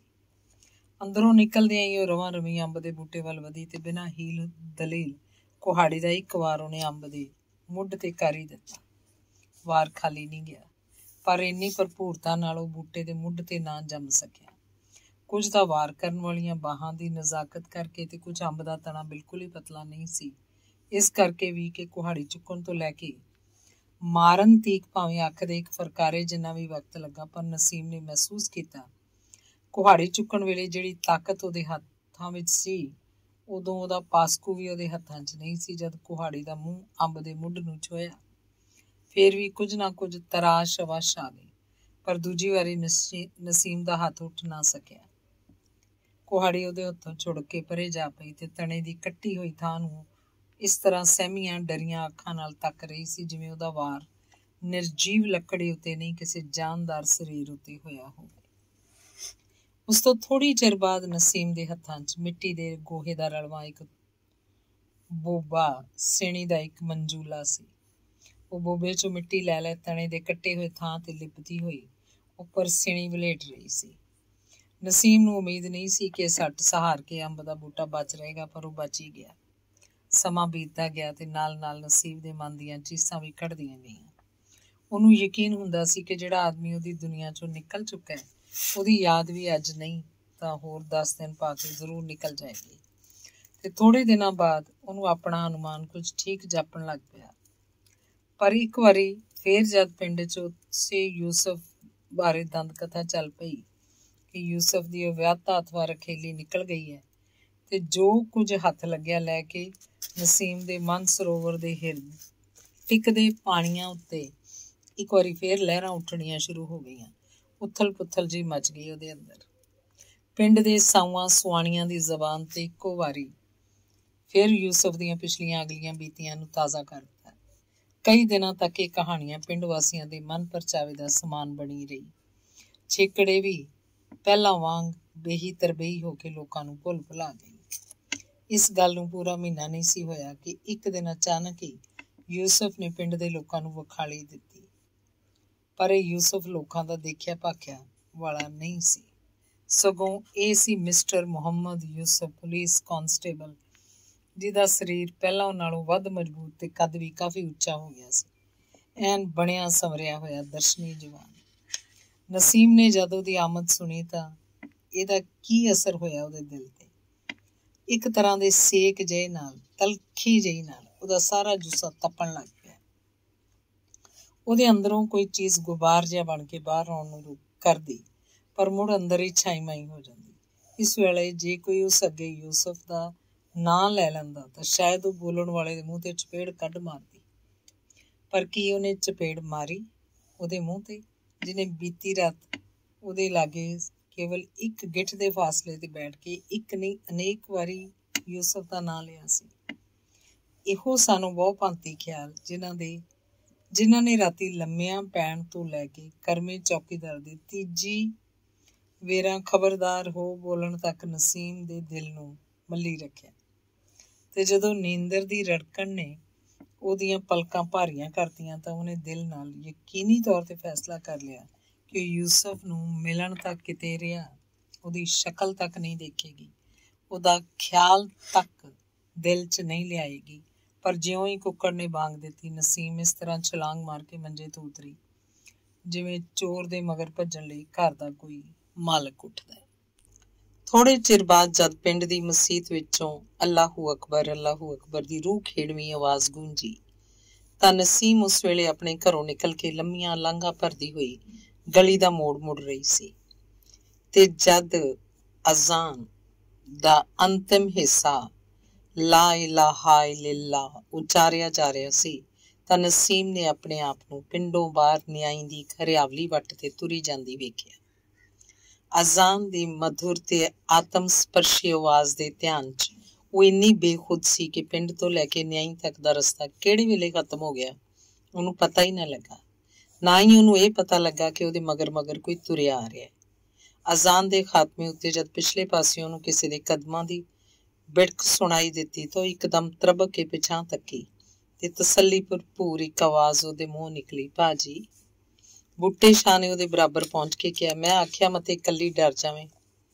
ਨਸੀਮ ਕਿਸੇ ਸੰਗਾਊ ਭਾਵ ਚ ਡੁੱਬ ਗਈ ਤੇ ਖੂਹ ਤੱਕ ਬਾਈਸਾਰ ਰਾਹ ਨਾ ਤਾਂ ਬੂਟੇ ਸ਼ਾਹ ਨੇ ਕੋਈ ਗੱਲ ਖਤ ਕੀਤੀ, ਨਾ ਹੀ ਨਸੀਮ ਨੇ। ਚੁੱਪ ਚਪੀਤੇ ਦੋਵੇਂ ਅੱਗੜ ਪਿੱਛੜ ਟੁਰੀ ਗਏ। ਥੋੜੀ ਦੂਰ ਇਹ ਦੋਵੇਂ ਗਏ ਸਨ ਕਿ ਪਾਰਲੀ ਪੈਲੀ ਦੀ ਵੱਟ ਤੇ ਜਿਹੜੀ ਸੁਹਾਂ ਦੇ ਕੰਢੇ ਕੰਢੇ ਚੌਧਰੀ ਫਜ਼ਲੀ ਕਰੀਮ ਦੇ ਖੂਹ ਤੱਕ ਚਲੀ ਗਈ ਸੀ, ਉਹਨਾਂ ਨੂੰ ਕਿਸੇ ਚਿੱਟ ਕੱਪੜੀਏ ਦਾ ਝੋਲਾ ਪਿਆ, ਜਿਹਨੂੰ ਹੋਰ 4 ਕਦਮ ਅੱਗੇ ਜਾ ਕੇ ਸ਼ਾਇਦ ਦੋਵਾਂ ਨੇ ਪਛਾਣ ਲਿਆ। ਇਹ ਚੌਧਰੀ ਫਜ਼ਲ ਕਰੀਮ ਸੀ। ਅਸਲੀ ਵੱਟ ਨੂੰ ਕੱਟਦਾ ਹੋਇਆ ਬੂਟੇ ਸ਼ਾਹ ਰਾਹ ਲਾ ਕੇ ਇੱਕ ਹੋਰ ਪੈਲੀ ਵੱਲ ਹੋ ਤੁਰਿਆ ਤਾਂ ਜੋ ਚੌਧਰੀ ਉਹਨੂੰ ਤੱਕ ਨਾ ਲਵੇ। ਨਸੀਮ ਵੀ ਉਹਦੇ ਮਗਰੇ ਮਗਰ ਦੂਜੀ ਵੱਟ ਤੇ ਹੋ ਤੁਰੀ।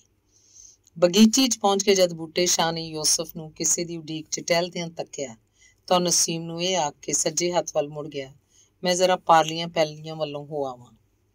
ਛੋਟੀ ਉਮਰੇ ਯੂਸਫ ਦੇ ਸਿਰ ਤੋਂ ਪਿਓ ਦਾ ਸਾਇਆ ਉੱਠ ਗਿਆ ਸੀ। ਉਹਦਾ ਪਿਓ ਅਬਦੁੱਲਾ, ਜਿਹਨੂੰ ਦੁੱਲਾ ਸੱਦਦੇ ਸਨ, ਜ਼ਾਤ ਦਾ ਲੁਹਾਰ ਸੀ, ਜਿਹੜਾ ਗੋਲੜਾ ਰੇਲਵੇ ਸਟੇਸ਼ਨ ਦੀ ਸ਼ੈੱਡ ਵਿੱਚ ਨੌਕਰ ਸੀ। ਪਰ ਜਵਾਨੀ 'ਚ ਹੀ ਰੇਲਵੇ ਦੇ ਇੱਕ ਹਾਦਸੇ 'ਚ ਆ ਕੇ ਉਹਦੀ ਲੱਤ ਕੱਟੀ ਗਈ। ਉਹ ਥੋੜ੍ਹੀ ਜਿਹੀ ਪ੍ਰੋਵੀਡੈਂਟ ਦੀ ਰਕਮ ਲੈ ਕੇ ਘਰ ਆ ਗਿਆ। ਲੱਤ ਕੱਟੀ ਜਾਣ ਤੋਂ ਬਾਅਦ ਉਹਨੂੰ ਹਸਪਤਾਲੋਂ ਡਿਸਚਾਰਜ ਕਰ ਦਿੱਤਾ ਗਿਆ, ਪਰ ਉਹਦੀ ਹੱਡੀ 'ਚ ਕੋਈ ਐਸਾ ਨੁਕਸ ਰਹਿ ਗਿਆ ਕਿ ਮਗਰੋਂ 6-7 ਮਹੀਨੇ ਵਿਚਾਰੇ ਨੂੰ ਪਿੰਡ ਆ ਕੇ ਮੰਜੇ ਤੇ ਹੀ ਹੱਡ ਰਗੜੇ ਤੇ ਅਖੀਰ ਇਹੋ ਤਕਲੀਫ ਉਹਨੂੰ ਮੌਤ ਦਾ ਕਾਰਨ ਵੀ ਬਣ ਗਈ। ਚੰਗੀ ਕਿਸਮਤ ਨੂੰ ਯੂਸਫ ਦਾ ਮਾਮਾ ਸਿਕੰਦਰ ਉਨੀ ਦਿਨੀ ਰਾਵਲਪਿੰਡੀ ਦੇ ਸਦਰ ਬਾਜ਼ਾਰ 'ਚ ਟਾਂਗਿਆਂ ਦੀ ਮੁਰੰਮਤ ਦਾ ਕੰਮ ਕਰਦਾ ਸੀ ਤੇ ਗੁਜ਼ਾਰਾ ਉਹਦਾ ਬੜੀ ਸੋਹਣੀ ਤਰ੍ਹਾਂ ਚੱਲਦਾ ਸੀ। ਸੋ ਉਹਨੇ ਵਿਧਵਾ ਭੈਣ ਤੇ ਯਤੀਮ ਭਣੇਵੇਂ ਦੇ ਖਰਚ ਪੱਠੇ ਦੀ ਜ਼ਿੰਮੇਵਾਰੀ ਆਪਣੇ ਸਿਰ ਲੈ ਲਈ। 12-13 ਵਰ੍ਹੇ ਦੀ ਉਮਰ ਤੱਕ ਯੂਸਫ ਪਿੰਡ ਹੀ ਰਿਹਾ। ਮਹੀਨੇ ਦੇ ਮਹੀਨੇ ਉਹਦਾ ਮਾਮਾ ਖਰਚ ਲਈ ਕੁਝ ਰਕਮ ਭੇਜ ਦਿੰਦਾ ਸੀ ਤੇ ਥੋੜ੍ਹੀ ਬਹੁਤੀ ਜ਼ਮੀਨ ਵੀ ਉਹਨਾਂ ਕੋਲ ਹੈ ਸੀ, ਜਿਹੜੀ ਹਿੱਸੇ ਵੱਖਰੇ ਤੇ ਦਿੱਤੀ ਹੋਣ ਕਰਕੇ ਕੁਝ ਨਾ ਕੁਝ ਦਾਣਾ ਫੱਕਾ ਆ ਹੀ ਜਾਂਦਾ ਸੀ।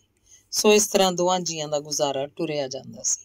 ਜਦ ਯੂਸਫ ਨੂੰ 14ਵਾਂ ਵਰ੍ਹਾ ਚੜ੍ਹ ਗਿਆ, ਨਾਲ ਹੀ ਸਾਰਾ ਪਿੰਡ ਉਹਦੇ ਮਛੰਦਰਪੁਣੇ ਤੋਂ ਤੰਗ ਆ ਗਿਆ ਤਾਂ ਸਿਕੰਦਰ ਉਹਨੂੰ ਆਪਣੇ ਨਾਲ ਰਾਵਲਪਿੰਡੀ ਲੈ ਗਿਆ, ਜਿੱਥੇ ਜਾ ਕੇ ਉਹਨੇ ਪਿੰਡ ਦੀਆਂ ਐਸ਼ਾਂ ਤੇ ਅਵਾਰਾਗਰਦੀਆਂ ਦੀ ਥਾਂ ਸਾਰਾ ਦਿਨ ਵਦਾਨ ਫੜ ਕੇ ਲੋਹਾ ਕੁੱਟਣਾ ਪੈਂਦਾ ਸੀ। ਪਰ ਇਸ ਮੁਸੀਬਤ ਤੋਂ ਬਚਣ ਦਾ ਉਸ ਲਈ ਕੋਈ ਚਾਰਾ ਵੀ ਤਾਂ ਨਹੀਂ ਸੀ। ਸਮੇਂ-ਸਮੇਂ ਉਹ ਵਰ੍ਹੇ ਛਮਾਈ ਬਾਅਦ ਪਿੰਡ ਆਉਂਦਾ ਤੇ 2-4 ਦਿਨ ਰਹਿ ਕੇ ਫਿਰ ਚਲਾ ਜਾਂਦਾ। ਭਾਵੇਂ ਮਮਤਾ ਦੀ ਮਾਰੀ ਮਾਂ ਉਹਨੂੰ ਵਿਛੋੜਨਾ ਨਹੀਂ ਸੀ ਚਾਹੁੰਦੀ, ਪਰ ਸਿਕੰਦਰ ਨੂੰ ਹਰ ਵੇਲੇ ਇਹੋ ਖਤਰਾ ਰਹਿੰਦਾ ਕਿ ਮਸੇ ਮੁੰਡਾ ਕਾਰੇ ਲੱਗਾ ਹੈ, ਇਹ ਨਾ ਹੋਵੇ ਕਿ ਪਿੰਡ ਦੇ ਮੁੰਡਿਆਂ ਦੀ ਸੋਭਤ 'ਚ ਪੈ ਕੇ ਫਿਰ ਵਿਗੜ ਜਾਏ। ਇਸ ਕਰਕੇ ਉਹਨੂੰ ਪਿੰਡ 'ਚ 2-4 ਦਿਨਾਂ ਤੋਂ ਵੱਧ ਨਹੀਂ ਸੀ ਰਹਿਣ ਦਿੰਦਾ। ਅਖੀਰ ਜਦ ਯੂਸਫ ਦੀ ਮਾਂ ਵਿਚਾਰੀ ਨੂੰ ਦਰਗਾਹੋਂ ਮੌਤ ਦਾ ਪਰਵਾਨਾ ਆ ਗਿਆ ਤਾਂ ਹੁਣ ਯੂਸਫ ਲਈ ਪਿੰਡ 'ਚ ਕਿਹੜੀ ਚੀਜ਼ ਬਾਕੀ ਰਹਿ ਗਈ ਸੀ, ਜਿਹਦਾ ਖਿੱਚਿਆ ਹੋਇਆ ਆਉਂਦਾ ਕੇਵਲ ਕੱਚਾ ਜਿਹਾ ਮਕਾਨ ਸੀ, ਜਿਸ ਨਾਲ ਉਹਦੀ ਕੋਈ ਦਿਲਚਸਪੀ ਨਹੀਂ ਸੀ। ਪਰ ਮਾਂ ਦੇ ਮਰਨ ਤੋਂ ਬਾਅਦ ਉਹਨੂੰ ਪਿੰਡ ਦੀਆਂ ਗਲੀਆਂ ਸਗੋਂ ਅੱਗੇ ਨਾਲੋਂ ਵੀ ਵਧੇਰੇ ਯਾਦ ਆਉਣ ਲੱਗ ਪਈਆਂ, ਜਿਹੜੀਆਂ ਅਕਸਰ ਨੀਂਦ ਵੇਲੇ ਸੁਪਨਿਆਂ ਦਾ ਬਹੁਤ ਵੱਡਾ ਹਿੱਸਾ ਬਣ ਕੇ ਉਹਦੀਆਂ ਅੱਖਾਂ ਅੱਗੇ ਫਿਰਦੀਆਂ ਰਹਿੰਦੀਆਂ ਸਨ। ਐਤਕੀ ਜਦ ਉਹਦੀ ਜ਼ਿੰਦਗੀ 'ਚ ਕਈ ਉਲਟ ਫੇਰ ਆ ਚੁੱਕੇ ਸਨ, ਜਦ ਆਪਣੇ ਮਾਮੀ ਨਾਲ ਲੜ ਭਿੜ ਕੇ ਉਹ ਪੁਲਿਸ 'ਚ ਜਾ ਭਰਤੀ ਹੋਇਆ ਸੀ ਤੇ ਜਦ ਇੱਕ ਬੇਹੁਦਾ ਜੀ ਕਿਸੇ ਮੋਚੀ ਦੀ ਛੱਡੀ ਹੋਈ ਜਨਾਨੀ ਦੀ ਇਸ਼ਕਬਾਜ਼ੀ 'ਚ ਫਸ ਕੇ ਉਹ ਬੁਰੀ ਤਰ੍ਹਾਂ ਹਾਰ ਖਾ ਚੁੱਕਾ ਸੀ ਤੇ ਇੱਕ ਵਾਰੀ ਫੇਰ ਵਤਨ ਦੀ ਯਾਦ ਨੇ ਉਹਦੇ ਦਿਲ ਅੰਦਰ ਤੁਣਕੇ ਮਾਰਨੇ ਸ਼ੁਰੂ ਕਰ ਦਿੱਤੇ। ਪੁਲਿਸ ਦੀ ਮੁੱਢਲੀ ਨੌਕਰੀ 'ਚ ਛੁੱਟੀ ਦੀ ਗੁੰਜਾਇਸ਼ ਬੜੀ ਘੱਟ ਹੁੰਦੀ ਹੈ ਤੇ ਉਹਨੂੰ ਨੌਕਰ ਹੋਇਆ ਮਸੇ 6 ਕੁ ਮਹੀਨੇ ਹੋਏ ਸਨ। ਬੜੀ ਕੋਸ਼ਿਸ਼ ਨਾਲ 1 ਹਫ਼ਤੇ ਦੀ ਛੁੱਟੀ ਲੈ ਕੇ ਉਹ ਘਰ ਆਇਆ ਤੇ ਆਉਂਦਿਆਂ ਹੀ ਸਭ ਤੋਂ ਪਹਿਲਾਂ ਉਹ ਆਪਣੇ ਲੰਗੋਟੀਏ ਯਾਰ ਬੂਟੇ ਸ਼ਾਹ ਨੂੰ ਮਿਲਿਆ, ਜਿਸ ਪਾਸ ਉਹਨੇ ਬਿਨਾਂ ਕਿਸੇ ਲੁਕਾ ਛਪਾ ਤੋਂ ਆਪਣੇ ਦਿਲ ਦੀ ਸਾਰੀ ਵਿਥਿਆ ਕਹਿ ਸੁਣਾਈ, ਜਿਹਨੂੰ ਸੁਣ ਕੇ ਬੂਟੇ ਸ਼ਾਹ ਦਾ ਦਿਲ, ਜਿਹੜਾ ਯੂਸਫ ਦੇ ਕੁਕਰਮਾਂ ਤੋਂ ਆਤੁਰ ਸੀ, ਪਸੀਜ ਉੱਠਿਆ ਤੇ ਛਿੱਕੜ ਇਸ ਲਕੋਕਤੀ ਨਾਲ ਤੇ ਅਮਲ ਕਰਦਿਆਂ ਹੋਇਆਂ ਕਿ ਯਾਰ ਦੀ ਯਾਰੀ ਨਾਲ ਮਤਲਬ ਕਿ ਐਬਾਂ ਨਾਲ, ਉਹਨੇ ਸਭਨਾਂ ਪਾਸਿਆਂ ਤੋਂ ਦੁਰਕਾਰੇ ਤੇ ਜ਼ਿੰਦਗੀ ਦੇ ਮੈਦਾਨ 'ਚ ਬੁਰੀ ਤਰ੍ਹਾਂ ਪਛਾੜੇ ਹੋਏ ਯੂਸਫ ਨੂੰ ਗੱਲ ਨਾਲ ਲਾ ਲਿਆ। ਸਿਰਫ ਗੱਲ ਨਾਲ ਹੀ ਨਹੀਂ ਲਾਇਆ, ਉਹਦੀ ਇੱਕ ਐਸੀ ਤਮੰਨਾ ਨੂੰ ਵੀ ਪੂਰੀ ਕਰਨ ਦਾ ਇਕਰਾਰ ਕਰ ਬੈਠਾ, ਜਿਹਦਾ ਚੇਤਾ ਕਰਕੇ ਉਹ ਮਗਰੋਂ ਕੰਬ ਉੱਠਦਾ ਸੀ। ਆਪਣੀ ਧਰਮ ਭੈਣ ਨਾਲ ਉਹਦਾ ਵਿਆਹ ਕਰਾਉਣ ਦਾ ਇਕਰਾਰ। ਇਸੇ ਇਕਰਾਰ ਦੀ ਪੂਰਤੀ ਲਈ ਉਹਨੇ ਨਸੀਮ ਨੂੰ ਇੱਕ ਵਾਰੀ ਯੂਸਫ ਨਾਲ ਆਮੋ ਸਾਹਮਣੇ ਹੋ ਕੇ ਗੱਲਾਂ ਕਰਨ ਦਾ ਮੌਕਾ ਦੇਣਾ ਠੀਕ ਸਮਝਿਆ, ਕਿਉਂਕਿ ਨਸੀਮ ਉੱਤੇ ਇਸ ਮਾਮਲੇ 'ਚ ਦਬਾਅ ਪਾਉਣਾ ਮੁਨਾਸਬ ਨਹੀਂ ਸੀ ਸਮਝਦਾ। ਨਾਲੇ ਦੋਹਾਂ ਦੀ ਮੁੱਢਲੀ ਪ੍ਰੀਤ ਬਾਰੇ ਉਹ ਜੋ ਗੱਲਾਂ ਯੂਸਫ ਦੀ ਜ਼ਬਾਨੀ ਸੁਣ ਚੁੱਕਾ ਸੀ, ਉਹਨਾਂ ਦਾ ਤਕਾਜ਼ਾ ਇਹੋ ਸੀ ਕਿ ਦੋਵੇਂ ਇੱਕ ਵਾਰੀ ਮੂੰਹ ਮੂੰਹ ਹੋ ਕੇ ਇਸ ਬਾਰੇ ਸਮਝੌਤਾ ਕਰ ਲੈਣ। ਇਸ ਤੋਂ ਬਾਅਦ ਹੀ ਉਹ ਮਾਮਲੇ ਨੂੰ ਵੱਡਿਆਂ ਤੱਕ ਲਿਜਾਵੇਗਾ। ਬੂਟੇ ਸ਼ਾਹ ਜਾਣਬੁੱਝ ਕੇ ਨਸੀਮ ਨੂੰ ਬਗੀਚੇ 'ਚ ਛੱਡ ਕੇ ਆਪ ਉੱਥੋਂ ਚਲਾ ਗਿਆ। ਉਹਦੇ ਚਲੇ ਜਾਣ ਤੋਂ ਬਾਅਦ ਨਸੀਮ ਨੇ ਅੱਖਾਂ ਚੁੱਕ ਕੇ ਸਾਹਮਣੇ ਤੱਕ ਕੇ ਸੋਚੀ ਪੈ ਗਈ ਕਿ ਇਹ ਉਹੀ ਯੂਸਫ ਹੈ, ਤੇ ਇਹਦੇ ਨਾਲ ਹੀ ਕਵੀ ਗੁਲ ਮਰਸੂਲ ਦਾ ਯੂਸਫ ਜ਼ੁਲੈਖਾ ਦਾ ਕਿੱਸਾ ਉਹਨੂੰ ਚੇਤੇ ਆ ਗਿਆ, ਜਿਹੜਾ ਉਹਨੇ ਕਦੀ ਪੜ੍ਹਿਆ ਸੀ। ਇਸ ਵੇਲੇ ਉਹਨੂੰ ਇਉਂ ਜਾਪਿਆ ਜਿਵੇਂ ਉਹ ਉਸ ਕਿੱਸੇ 'ਚ ਪੜ੍ਹੇ ਹੋਏ ਯੂਸਫ ਤੇ ਇਸ ਯੂਸਫ ਦੇ ਬਹੁਤ ਸਾਰੇ ਚਿਹਨ ਚੱਕਰ ਆਪੋ 'ਚ ਮਿਲਦੇ ਹੋਣ। ਨਸੀਮ ਦੀਆਂ ਅੱਖਾਂ ਇੱਕੋ ਵਾਰੀ ਉੱਠ ਕੇ ਝੁਕ ਗਈਆਂ, ਸ਼ਾਇਦ ਯੂਸਫ ਦੇ ਸੁਹੱਪਣ ਤੇ ਉਹਦੀ ਮਸਤ ਜਵਾਨੀ ਦੀ ਝਾਲ ਨਾ ਝੱਲ ਕੇ, ਪਰ ਇਹਦੇ ਨਾਲ ਹੀ ਉਹਦੇ ਹਿਰਦੇ ਦੇ ਆਕਾਸ਼ ਮੰਡਲ ਵਿੱਚੋਂ ਨਫ਼ਰਤ ਦੀ ਇੱਕ ਕਾਲੀ ਬੱਦਲੀ ਉੱਠੀ, ਜਿਹੜੀ ਅੱਖ ਦੇ ਫੋਰ 'ਚ ਉਹਦੇ ਸਾਰੇ ਜਜ਼ਬਿਆਂ ਤੇ ਛਾ ਗਈ। ਉਹਦੇ ਅੰਦਰੋਂ ਇੱਕ ਦਿਲ ਤੋੜਵਾਂ ਜਿਹਾ ਹੌਕਾ ਉੱਠਿਆ, ਕਾਸ਼ ਕਦੀ ਇਹ ਯੂਸਫ ਦੀ ਜ਼ੁਲੈਖਾ ਦੇ ਉਸ ਯੂਸਫ ਵਰਗਾ, ਯਾਕੂਬ ਦੇ ਪੁੱਤਰ ਵਰਗਾ ਨੇਕ ਤੇ ਪਵਿੱਤਰ ਹੁੰਦਾ। ਤੇ ਦੁਬਾਰਾ ਨਸੀਮ ਦੀਆਂ ਅੱਖਾਂ ਤਦ ਉੱਠੀਆਂ ਜਦ ਉਹਦੇ ਕੰਨਾਂ ਨੇ ਇੱਕ ਬੇਬਲ ਜੀ ਆਵਾਜ਼ ਸੁਣੀ, ਤੂੰ ਆ ਗਈ ਨਸੀਮ? ਪਰ ਨਸੀਮ ਨੇ ਕੋਈ ਜਵਾਬ ਨਹੀਂ ਦਿੱਤਾ। ਉਹਦਾ ਦਿਲ ਧੜਕ ਰਿਹਾ ਤੇ ਉਹਦਾ ਮੂੰਹ ਵਿਚਲਾ ਥੁੱਕ ਸੁੱਕਦਾ ਪਿਆ ਸੀ। ਆਜਾ ਅੰਦਰ, ਕਹਿ ਕੇ ਯੂਸਫ ਢਾਰੇ ਅੰਦਰ ਦਾਖਲ ਹੋਇਆ। ਉਹਦੇ ਪਿੱਛੇ ਲੱਤਾਂ ਲੜਖੜਾਉਂਦੀ ਹੋਈ ਨਸੀਮ ਵੀ ਬਿਨਾਂ ਮਰਜ਼ੀ ਦੇ ਬਿਨਾਂ ਚਾਹ ਤੋਂ ਅੰਦਰ ਜਾ ਪਹੁੰਚੀ। ਅੰਦਰ ਇੱਕ ਵਾਣ ਦਾ ਮੰਜਾ ਡੱਠਾ ਹੋਇਆ ਸੀ। ਯੂਸਫ ਦਾ ਇਸ਼ਾਰਾ ਪਾ ਕੇ ਉਹਦੀ ਬਾਹੀ ਤੇ ਬੈਠ ਗਈ। ਦੋਵੇਂ ਆਮੋ ਸਾਹਮਣੇ ਝਟਕੂ ਨਿਰਵਾਕ ਜੇ ਬੈਠੇ ਰਹੇ। ਅਖੀਰ ਯੂਸਫ ਨੇ ਇਸ ਖਾਮੋਸ਼ੀ ਦਾ ਜੰਦਰਾ ਇਹ ਕਹਿ ਕੇ ਤੋੜਿਆ, ਨਸੀਮ। ਨਸੀਮ ਬੋਲੀ ਨਹੀਂ, ਕੇਵਲ ਉਹਦੀਆਂ ਦੋ ਮੋਟੀਆਂ ਸ਼ਾਂਤ ਅੱਖਾਂ, ਜਿਹੜੀਆਂ ਉਸ ਵੇਲੇ ਸ਼ਿਕਾਰੀ ਦੇ ਕਾਬੂ ਆਈ ਹਰਨੀ ਵਾਂਗ ਡਰੀਆਂ ਹੋਈਆਂ ਸਨ, ਉੱਠੀਆਂ, ਜਿਨ੍ਹਾਂ 'ਚ ਪਾਣੀ ਦੀ ਤਹਿ ਡਲਕ ਰਹੀ ਸੀ। ਮੇਰਾ ਖਿਆਲ ਸੀ ਤੂੰ ਨਹੀਂ ਆਵੇਂਗੀ, ਯੂਸਫ ਨੇ ਉਹਦੀਆਂ ਅੱਖਾਂ 'ਚ ਵੇਦਨਾ ਦਾ ਮਜ਼ਮੂਨ ਪੜ੍ਹਦਿਆਂ ਹੋਇਆਂ ਕਿਹਾ। ਕੀਕਣ ਨਾ ਆਉਂਦੀ? ਨਸੀਮ ਨੇ ਇਸ ਨਿੱਕੇ ਜਿਹੇ ਵਾਕ ਦੀ ਪੂਰਤੀ ਲਈ ਅਰਧ ਵਿਸਰਾਮ ਉੱਤੇ ਖੰਗੂਰੇ ਨਾਲ ਗਲਾ ਸਾਫ਼ ਕਰਦਿਆਂ ਉੱਤਰ ਦਿੱਤਾ। ਉਹਦੀਆਂ ਪਿਆਜ਼ੀ ਬੁੱਲੀਆਂ ਦਾ ਰੰਗ ਇਸ ਵੇਲੇ ਨੀਲੋਫਰ ਦੇ ਫੁੱਲਾਂ ਵਰਗਾ ਹੋ ਗਿਆ ਸੀ, ਤੇ ਉਹਦੇ ਸੱਜੇ ਹੱਥ ਦੀਆਂ ਲਚਕੀਆਂ ਉਂਗਲਾਂ ਆਪਣੇ ਸੁਰਮਈ ਰੰਗੇ ਮਹੀਨ ਦੁਪੱਟੇ ਦੀ ਕੰਨੀ ਨੂੰ ਪੂਣੀ ਕਰਨ 'ਚ ਰੁੱਝੀਆਂ ਹੋਈਆਂ ਸਨ। ਉਹਦਾ ਸਿਰ ਝੁਕਿਆ ਹੋਇਆ ਸੀ। ਨਸੀਮ, ਯੂਸਫ ਨੇ ਆਪਣੀ ਥਾਂ ਤੋਂ 2 ਇੰਚ ਉਸ ਵੱਲ ਸਰਕ ਕੇ ਪੁੱਛਿਆ, ਗੁੱਸੇ ਵਿੱਚ ਮੇਰੇ ਨਾਲ? ਇਹਦੇ ਜਵਾਬ 'ਚ ਨਸੀਮ ਦਾ ਸਿਰ ਇੱਕ ਵਾਰੀ ਫਿਰ ਉਚੇਰਾ ਹੋ ਕੇ ਮੁੜ ਨਿਉਂ ਗਿਆ, ਮਾਨੋ ਇਸ ਹਰਕਤ ਦਾ ਸੰਕੇਤ ਯੂਸਫ ਦੇ ਪ੍ਰਸ਼ਨ ਦਾ ਉੱਤਰ ਸੀ, ਜਿਹੜਾ ਕਹਿ ਰਿਹਾ ਸੀ, ਇਸ 'ਚ ਵੀ ਕੋਈ ਸ਼ੱਕ ਹੈ? ਬੋਲ ਨਸੀਮ, ਤੂੰ ਤੇ ਮੂੰਹ 'ਚ ਘੁੰਗਣੀਆਂ ਪਾਈ ਬੈਠੀ ਹੈ, ਮੈਂ ਗੱਲਾਂ ਕਿਸ ਨਾਲ ਕਰਾਂ? ਦੱਸੋ। ਜਵਾਬ 'ਚ ਸਧਾਰਨ 2 ਅੱਖਰਾਂ ਸ਼ਬਦ ਹੀ ਉਹ ਮਸੇ ਬੋਲ ਸਕੇ, ਪਰ ਇਹਦੇ ਬੋਲਣ ਵਿੱਚ ਵੀ ਇਹਨੂੰ ਕਾਫੀ ਦੁਬਿਧਾ ਦਾ ਟਾਕਰਾ ਕਰਨਾ ਪਿਆ। ਮੁੱਢਲੇ ਸੰਸਕਾਰਾਂ ਅਨੁਸਾਰ ਇਸ ਸ਼ਬਦ ਦਾ ਉਚਾਰਨ ਉਸ ਲਈ ਦਾਸੀ ਬਣਦਾ ਸੀ, ਪਰ ਪਹਿਲਾ ਅੱਖਰ ਦਦ ਮੂੰਹ ਕੱਢਣ ਤੋਂ ਲੈ ਕੇ ਸ ਬੋਲਣ ਤੱਕ ਵੀ ਦੀ ਢਿੱਲ ਵਿੱਚ ਇੱਕ ਹੀ ਤਰਕ ਉਹਨੂੰ ਛੂਹ ਕੇ ਲੰਘ ਗਈ। ਕੀ ਯੂਸਫ ਹੁਣ ਵੀ ਅਣਜਾਣਾ ਬਾਲ ਹੈ ਜੋ ਮੈਂ ਦੱਸ ਕਹਿ ਕੇ ਉਹਦਾ ਅਪਮਾਨ ਕਰਾਂ, ਜਦਕਿ ਇਸ ਵੇਲੇ ਉਹ ਖੁਦ ਮੈਨੂੰ ਸੀਮਾ ਦੀ ਥਾਂ ਨਸੀਮ ਸੰਬੋਧਨ ਕਰ ਰਿਹਾ? ਇਸੇ ਦਾ ਫਲ ਰੂਪ ਉਹਦਾ 10 ਸ਼ਬਦ ਬੋਲਦਿਆਂ ਬੋਲਦਿਆਂ ਦੱਸੋ ਦੇ ਸਨਮਾਨਵਾਚੀ ਰੂਪ 'ਚ ਵਟ ਗਿਆ। ਦੱਸਾਂ ਕੀ ਨਸੀਮ? ਸ਼ਰਮਿੰਦਗੀ ਦੇ ਜਾਲ ਵਿੱਚੋਂ ਜਿਹੜਾ ਯੂਸਫ ਦੇ ਦੁਆਲੇ ਤਣਦਾ ਜਾ ਰਿਹਾ ਸੀ, ਆਪਣੇ ਆਪ ਨੂੰ ਛੁਡਾਉਂਦਾ ਹੋਇਆ ਬੋਲਿਆ, ਨਸੀਮ, ਮੇਰੀ ਬਾਬਤ ਤੂੰ ਬਹੁਤ ਕੁਝ ਸੁਣ ਚੁੱਕੀ ਹੋਏਂਗੀ। ਤੇ ਨਸੀਮ ਦੀਆਂ ਅੱਖਾਂ ਇੱਕ ਵਾਰੀ ਫੇਰ ਉੱਠੀਆਂ ਤੇ ਐਤਕੀ ਗੱਭਰੂ ਦੇ ਚਿਹਰੇ ਤੇ ਗੱਡੀਆਂ ਗਈਆਂ। ਨਾਲ ਹੀ ਉਹਦੇ ਕੰਨ ਯੂਸਫ ਦੀਆਂ ਗੱਲਾਂ ਛੇਤੀ ਤੋਂ ਛੇਤੀ ਸੁਣਨ ਲਈ ਉਤਾਵਲੇ ਹੋਣ ਲੱਗੇ। ਯੂਸਫ ਕਹਿੰਦਾ ਗਿਆ, ਤੇ ਜੋ ਕੁਝ ਤੂੰ ਸੁਣ ਚੁੱਕੀ ਹੈ ਉਸ ਵਿੱਚ ਝੂਠ ਕੁਝ ਨਹੀਂ। ਮੈਂ ਗੁਨਾਹਗਾਰ ਹਾਂ, ਅੱਲਾ ਦੀ ਦਰਗਾਹ ਵਿੱਚ ਵੀ ਤੇਰੀ ਦਰਗਾਹ ਵਿੱਚ ਵੀ। ਮੈਨੂੰ ਮਾਫ਼ ਕਰ ਦੇ ਨਸੀਮ। ਨਸੀਮ ਨੇ ਵੇਖਿਆ ਯੂਸਫ ਦੀਆਂ ਅੱਖਾਂ 'ਚ ਸੱਚੇ ਪਛਤਾਤਾਪ ਦੀ ਗਿੱਲ ਸੀ। ਨਸੀਮ ਦਾ ਅੰਦਰ, ਜਿਹੜਾ ਸੀਨੇ ਤੋਂ ਲੈ ਕੇ ਗਲੇ ਤੀਕ ਨਫ਼ਰਤ ਨਾਲ ਭਰਿਆ ਹੋਇਆ ਸੀ, ਯੂਸਫ ਦੀਆਂ ਇੰਨੀਆਂ ਕੁ ਗੱਲਾਂ ਸੁਣ ਕੇ ਤੇ ਉਹਦੀਆਂ ਅੱਖਾਂ 'ਚ ਚਮਕ ਰਹੀ ਨਮੀ ਨੂੰ ਵੇਖ ਕੇ ਲਗਭਗ ਸਾਫ਼ ਹੋ ਗਿਆ। ਪਰ ਜਿਉਂ ਹੀ ਸਵੈਮਾਨ ਤੇ ਧਾਰਮਿਕ ਭਾਵਾਂ ਦੇ ਅਸਰ ਨੇ ਕਰਵਟ ਬਦਲੀ ਕਿ ਦਿਲ ਦੇ ਸਾਫ਼ ਹੋ ਚੁੱਕੇ ਸ਼ੀਸ਼ੇ ਨੂੰ ਫਿਰ ਉਹਨੇ ਪਹਿਲਾਂ ਵਾਂਗ ਹੀ ਕੰਢਿਆਂ ਤੱਕ ਕਿਸੇ ਭਾਫ ਜਿਹੀ ਨਾਲ ਧੁੰਦਲਾ ਕਰ ਲਿਆ। ਉਹਨੇ ਆਪਣੇ ਅੰਦਰ ਇਸ ਵੇਲੇ ਕੋਈ ਲਾਵਾ ਜਿਹਾ ਉਬਲਦਾ ਮਹਿਸੂਸ ਕੀਤਾ ਤੇ ਇਸੇ ਉਬਾਲੇ ਦਾ ਅਸਰ ਛੇਕੜ ਆਵਾਜ਼ ਬਣ ਕੇ ਉਹਦੀ ਜ਼ਬਾਨ ਤੇ ਨਮੂਦਾਰ ਹੋਇਆ। ਮੈਂ ਕੌਣ ਹੁੰਨੀ ਆ ਤੁਹਾਨੂੰ ਮਾਫ ਜਾਂ ਨਾ ਮਾਫ ਕਰਨ ਵਾਲੀ। ਤੇ ਬੋਲਦਿਆਂ ਨਸੀਮ ਨੇ ਅਨੁਭਵ ਕੀਤਾ ਜਿਵੇਂ ਉਹਦੀਆਂ ਅੱਖਾਂ ਦੇ ਕੋਨਿਆਂ ਨੂੰ ਕਿਸੇ ਤੱਤੀ ਸੀਖ ਦਾ ਸਿਰਾ ਛੁਆ ਦਿੱਤਾ ਹੋਵੇ, ਜਿਸ ਦੇ ਸੇਕ ਨਾਲ ਉਹਦੀਆਂ ਪੁਤਲੀਆਂ ਤੇ ਜੰਮੀ ਹੋਈ ਪਾਣੀ ਦੀ ਤਹਿ ਪੰਘਰ ਕੇ ਉਹਦੀਆਂ ਗੱਲਾਂ ਤੱਕ ਵਹਿ ਆਈ। ਮਨ ਭਾਵੇਂ ਨਾ ਮੰਨ ਨਸੀਮ, ਯੂਸਫ ਨੇ ਫਿੱਸੀ ਹੋਈ ਆਵਾਜ਼ ਚ ਕੋਣਾ ਸ਼ੁਰੂ ਕੀਤਾ। ਕਜ਼ਾ ਮੇਰੇ ਸਿਰ ਤੇ ਸਵਾਰ ਹੋ ਗਈ ਸੀ। ਤੁਸੀਂ ਮੈਨੂੰ ਦੱਸੋ। ਕਾਲਿਆਂ ਪੈ ਕੇ ਨਸੀਮ ਨੇ ਉਹਦੀ ਗੱਲ ਟੋਕੀ। ਕਾਹਦੇ ਲਈ ਸੱਦ ਘੱਲਿਆ ਜੀ ਮੈਨੂੰ? ਛੇਤੀ ਕਰੋ, ਘਰ ਮੇਰਾ ਕੰਮ ਸਾਰਾ ਕਰਨ ਵਾਲਾ ਪਿਆ। ਮੈਂ ਸੱਦ ਘੱਲਿਆ ਤੈਨੂੰ ਆਪਣਾ ਮੁੱਢਲਾ ਪਿਆਰ ਚੇਤੇ ਕਰਾਉਣ ਲਈ। ਨਸੀਮ ਦਾ ਦਿਲ ਬੁਖਲਾ ਉੱਠਿਆ ਗੱਭਰੂ ਦਾ ਢੀਠਪੁਣਾ ਵੇਖ ਕੇ। ਉਹ ਸੋਚ ਰਹੀ ਸੀ, ਇੰਨਾ ਬੇਗੈਰਤ ਹੈ ਇਹ ਕਿ ਆਪਣੇ ਪਿਆਰ ਨੂੰ ਕੁਚਲ ਮਸਲ ਕੇ ਸੁੱਟ ਛੱਡਣ ਤੋਂ ਬਾਅਦ ਵੀ ਮੈਨੂੰ ਮੇਰੇ ਪਿਆਰ ਦਾ ਚੇਤਾ ਕਰਾਉਣਾ ਹੈ। ਗੁੱਸੇ ਨਾਲ ਨਸੀਮ ਦੇ ਮੱਥੇ ਦੀਆਂ ਨਾੜਾਂ ਫੁੱਲ ਗਈਆਂ। ਉਹਦਾ ਦਿਲ ਚਾਹਿਆ ਕਿ ਇਸ ਘੜੀ ਉੱਠ ਕੇ ਇੱਥੋਂ ਦੌੜ ਜਾਵੇ, ਪਰ ਇਹਦਾ ਬੋਝ ਹਲਕਾ ਕੀਤੇ ਬਿਨਾਂ ਉਸ ਲਈ ਉੱਠਣਾ ਔਖਾ ਹੋ ਗਿਆ। ਉਹਦਾ ਗੁੱਸਾ ਅੱਗ ਦੇ ਸ਼ੋਲੇ ਵਾਂਗ ਇਹ ਵਾਕ ਬਣ ਕੇ ਭੜਕਿਆ। ਕਿਹੜਾ ਪਿਆਰ? ਭੁੱਲ ਗਈ ਏ ਨਸੀਮ? ਸ਼ਰਮ ਤੇ ਨਹੀਂ ਆਉਂਦੀ ਹੋਣੀ ਪੁੱਛਦਿਆਂ। ਸੱਚ ਆਂਦੇ ਨੇ, ਬੰਦਾ ਢੀਠ ਚਾਹੀਦਾ, ਸ਼ਰਮ ਤਾਂ ਆਉਣ ਜਾਣ ਹੁੰਦੀ ਹੈ। ਯੂਸਫ ਦਾ ਮਨ ਇਸ ਟਿਕਵੀਂ ਠੋਕਰ ਨੂੰ ਬੜੀ ਮੁਸ਼ਕਿਲ ਨਾਲ ਸਹਾਰ ਸਕਿਆ। ਉਹਦੀ ਸੁਭਾਵਕ ਕਠੋਰਤਾ ਪੁਕਾਰੀ, ਬੇਗਾਨੇ ਟੁਕੜਿਆਂ ਤੇ ਪਲਣ ਵਾਲੀ ਛੋਕਰੀ ਦੀ ਇੰਨੀ ਦਲੇਰੀ, ਪਰ ਅੰਦਰਲੀ ਚੀਸ ਨੂੰ ਅੰਦਰੇ ਪੀਂਦਾ ਹੋਇਆ ਆਪਣੇ ਲਹਿਜੇ 'ਚ ਬਹੁਤ ਸਾਰੀ ਨਰਮੀ ਤੇ ਥੋੜ੍ਹੀ ਜਿਹੀ ਗਰਮੀ ਰਲਾ ਕੇ ਬੋਲਿਆ, ਨਸੀਮ ਪਿਛਲੀਆਂ ਗੱਲਾਂ ਭੁੱਲ ਜਾ। ਮੇਰੇ ਐਮਾਲਾਂ ਨੇ ਅੱਗੇ ਬਥੇਰਾ ਜ਼ਲੀਲ ਕਰ ਰੱਖਿਆ ਮੈਨੂੰ, ਪਰ ਤੁਹਾਡੇ ਐਮਾਲਾਂ ਦੀ ਮੈਂ ਤੇ ਜ਼ਿੰਮੇਵਾਰ ਨਹੀਂ। ਨਸੀਮ ਨੇ ਉਸੇ ਤਰ੍ਹਾਂ ਧੜਕਦੀ ਆਵਾਜ਼ 'ਚ ਉੱਤਰ ਦਿੱਤਾ।